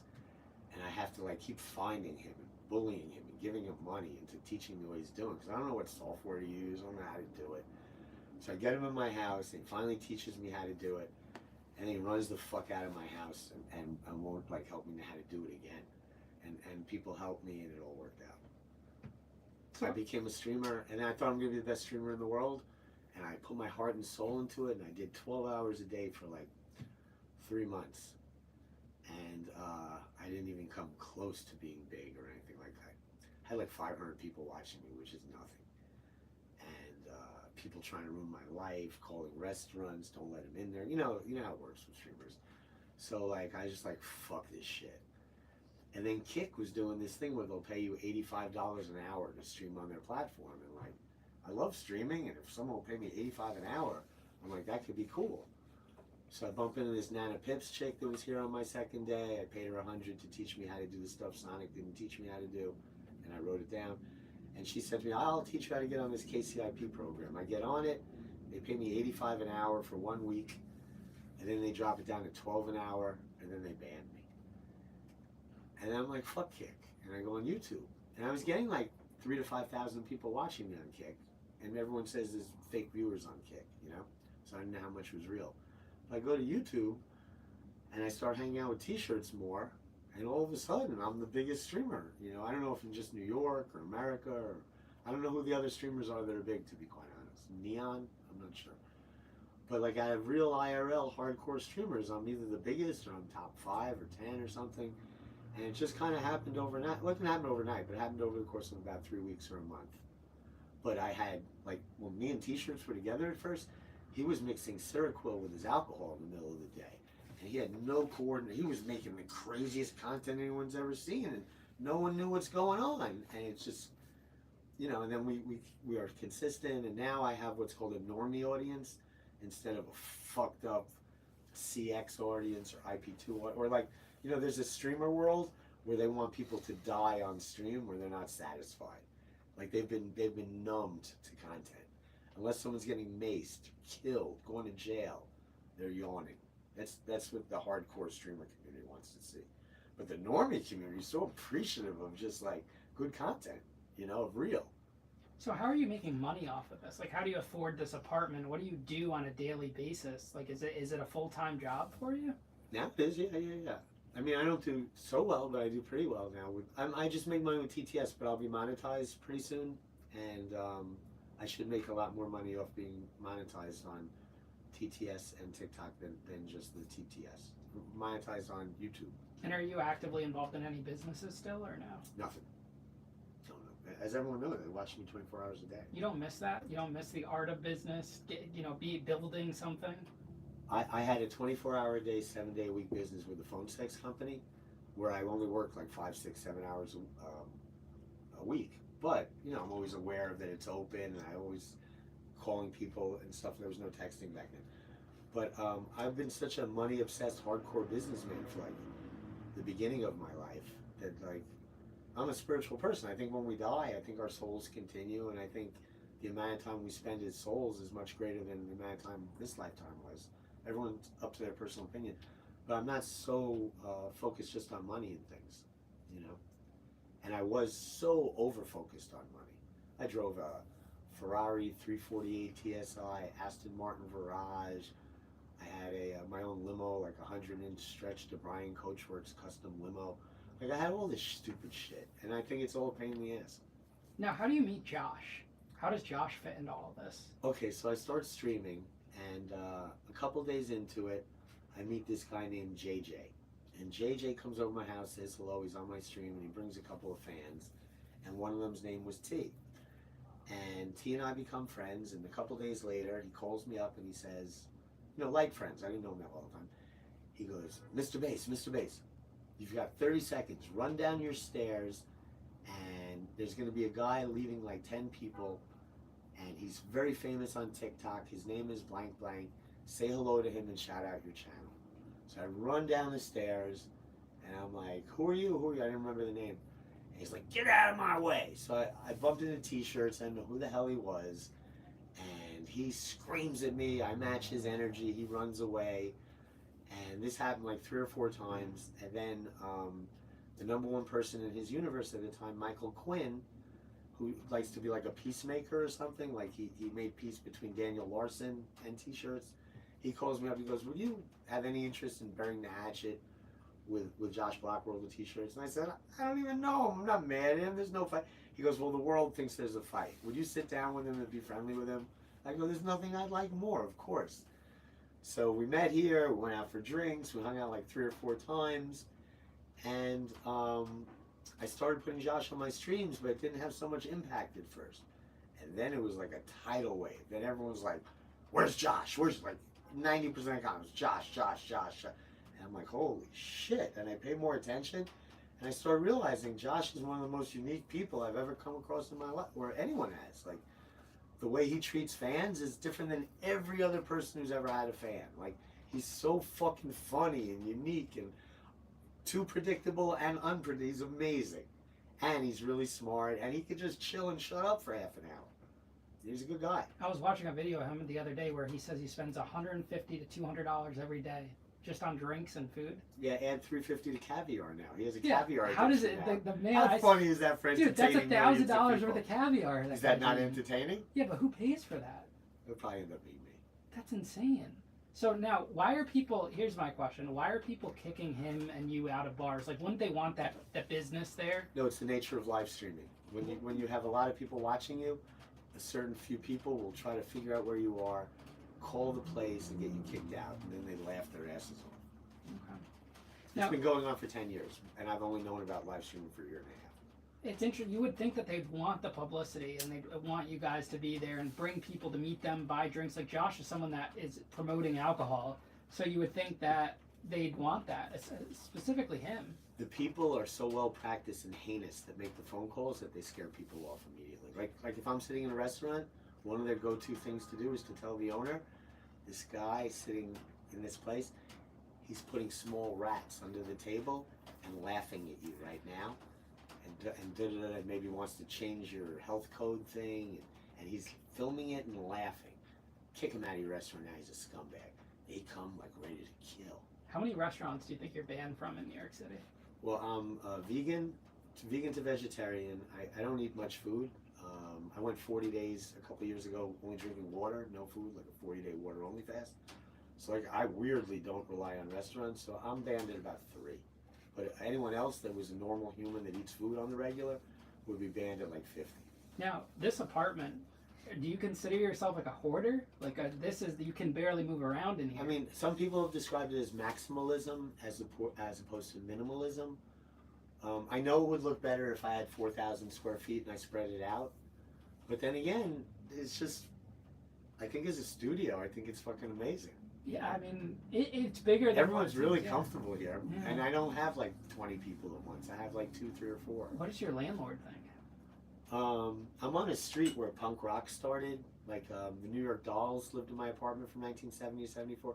I live on the most artistic, crazy, fucking nutso, violent, loving street in Manhattan for the last 100 years, St. Mark's Place. Like I specifically live here. I wanted to live here so that no one would notice me. Like I just fit in with the crazy people, but I'm the most well-known person on the street. Yeah, now people show Yeah, up crazy. I live where the craziest house. people live to hide, and I'm the most visible crazy guy. I mean, you're in a very nice, expensive area. This is like the prime of New York City, or one of the primes. So much shit's ironic. Now, what would you say are your biggest life lessons you've learned?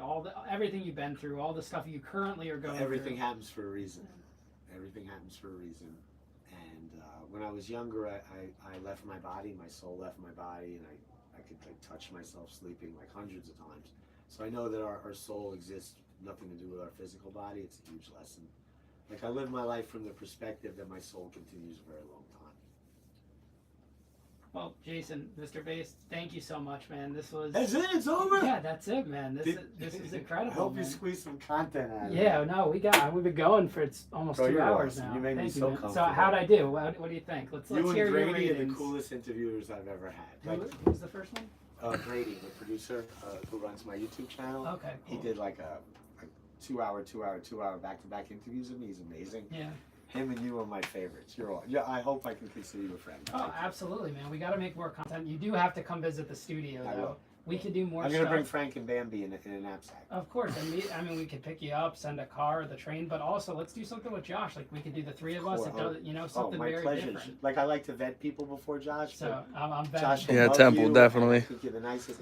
Let my people see you. Yeah, cool. Yeah, if your people have any questions for me, Matt, just hit stop. You good? on You that. done? Yeah, hit stop and hit stop on that one. I can't reach that one. We're just gonna lock this in real quick. Wow. Hopefully that non-prepared spontaneity comes through, yeah? Should we just leave the lights on so we have more Yeah, light? you can leave the lights on. Yeah, this was really incredible, guys. Thank you for the opportunity to interview you on here. This Let me is turn my really shit awesome. back on. Let me turn my Yeah. TTS back on. I respectfully Oh, turned it yeah. off. Let me All right, see that one. TTS is back on, you guys. We respectfully turned it off. There we go. Here we go. There he is right there. What do you guys think of his interview? Guys, we got a lot more content. Wait for the official interview to drop off, to come out, and you'll see the rest of the interview, everything like that. And, looking forward to dropping this. We'll let it come out probably Wednesday this week, or maybe a little bit later, but we're going to get this out soon. But there's going to be more to the interview in there. So You didn't ask me why I want to be the biggest live streamer in the world. here, why don't you answer that? The reason I want to be the biggest live streamer in the world is I'm aware there are people everywhere that are fucking depressed. Like I've been depressed at times in my life for like years at a time. But there's certain people out there, a certain percentage of my audience that are unbelievably depressed and they can't watch television or a movie. They're desensitized to that garbage. Only fucking watching someone live streaming and live with no editing, it's totally fucking real, can fucking wake them up, entertain them, give them a reprieve from whatever fuck they're going through, because we all get super depressed. And I've gotten messages from people that make me cry, saying, Jason, you saved my life because you made me laugh, you entertained me, you know, I could rely on your show. They don't need it forever, but everyone needs it for a day, 2, a month. I don't know if you guys even know what I'm fucking saying, but live streaming and sharing your life with the internet, if you do it a certain way, you can really make a difference in people's lives. Now, Jason, I just want to address something. And I love that. People are saying it in the comments. There are questions that I wasn't allowed to ask you that you told me you didn't want to talk to I'm me not allowed about. because of my lawyer. Yeah, so if you could just address that to why you couldn't. Oh. I couldn't ask you. Told me what I. Yeah, I have an issue now where I feel like I did self-defense and defended my. I know I did. There's many angles of it. I was being choked out. I flailed. No selfie stick hit anyone. The speaker hanging from the selfie stick hit the guy in the head. Wasn't planned. It was just me before I passed out, giving a final thing before I got destroyed. The dude is 150 pounds heavier than me, much stronger than me. He's a very strong person. And so I did self-defense. They ran to the police. They said that I did X, Y, and Z. And they got a restraining order on me. I can't talk about it, really. I can't talk about the case, the details. I can't talk about anything. Maybe I just said too much. I don't mean to, but I'm being asked. But I'm not hiding.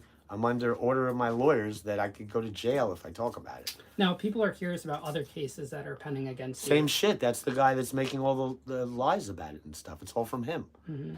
Total... And they were investigating something. I no guess. one was. He's doing. The streamer was, right? But I can't talk about it. You get me in a lot of trouble. No, of course. I told you up front. Yeah, no, I just wanted to, like, I know you guys are putting those questions in the comments about it. If there was no restraining order, don't I seem like a talker? I'll talk my ass about it. You know, like, that guy has a history. Just figure out. Watch him with Alan Dershowitz. What he did with Dershowitz, wrote an article about this guy. Now, will you be willing to talk about what the people want after the cases are resolved? Fuck yeah. What, are you kidding? Will you give us the exclusive? Yeah. Oh, I recommend this. Get the FOIA on all those years ago with Zoltan, the girl, me being the roommate, and watch what they have, like the chain of custody of that girl. That girl was with Zoltan on camera alone. They're talking about Julia. Yeah. Okay. Alone on camera for 4 hours, going into nightclubs, coming out. They're assessing if they look fucked up or not. He was with her for 4 hours before he dropped her off at her home alone. And then they arrested him. And that case then he got off. That case is still I have nothing pending? to do with it until this filmmaker spins a tale to pull me into it. You know what I mean? So I'm saying to you, if you really care, get the FOIA from back then, just read all this shit. I got nothing to do with it. Yeah, so guys, he's gonna do an interview when he's able to talk about this. This isn't about me not wanting to ask those questions. It was made very clear that we can't ask those questions. So we just want to be on the same page about that. Okay. But he does want to talk about it when the time comes. I'll talk ad nauseum about it at the right time. Yeah, so, and now that we have this relationship, I wasn't not trying to listen to you guys and ask, but as soon as we can, we'll get that exclusive. We'll record this and, you know, we'll wait to hear from it. But we just got that now. Also, do you understand that I'm live streaming 24 hours a day, 7 days a week for 2 months? Because part of him getting a restraining order on me was he handed in a recording from AI that's not even me. Like, doesn't sound like me at all, not me, nothing. And my lawyer goes, oh, we'll get that thrown out. I go, when? A couple months? He goes, yeah. I go, well, you know what? If I'm not live and I can't prove that I'm never making a phony phone call to this guy, I'm vulnerable. Because he's already slipped an AI through the hoop. What's to stop him from doing more? And the guy bragged when I was friends with him for 2 days that no one's better at AI than him. So I know who I'm dealing with, and that's why I'm always on live stream. When I go to the bathroom, I talk to them the whole time so they know that I'm not making a phone call. Like, this is the only way I can prove that I'm not breaking a restraining order. All jokes aside, you know, people are calling me trans in the comments. Calling me? No, me. He's not trans. They He's think not I look trans. trans. They say I'm a He's not trans. They say I'm a trans woman. Ruthless. Wow, you guys are ruthless. All right, guys. So here we go. That's the information on that. Thank you guys all for tuning in to this. We'll have the full episode dropped soon. I told them we'll do the breakdown. I appreciate it. We'll give you guys the breakdown. We'll follow up on this. And love you guys. Thank you for the support. Thank you for tuning in. And we'll talk to you guys soon. Always, Andy.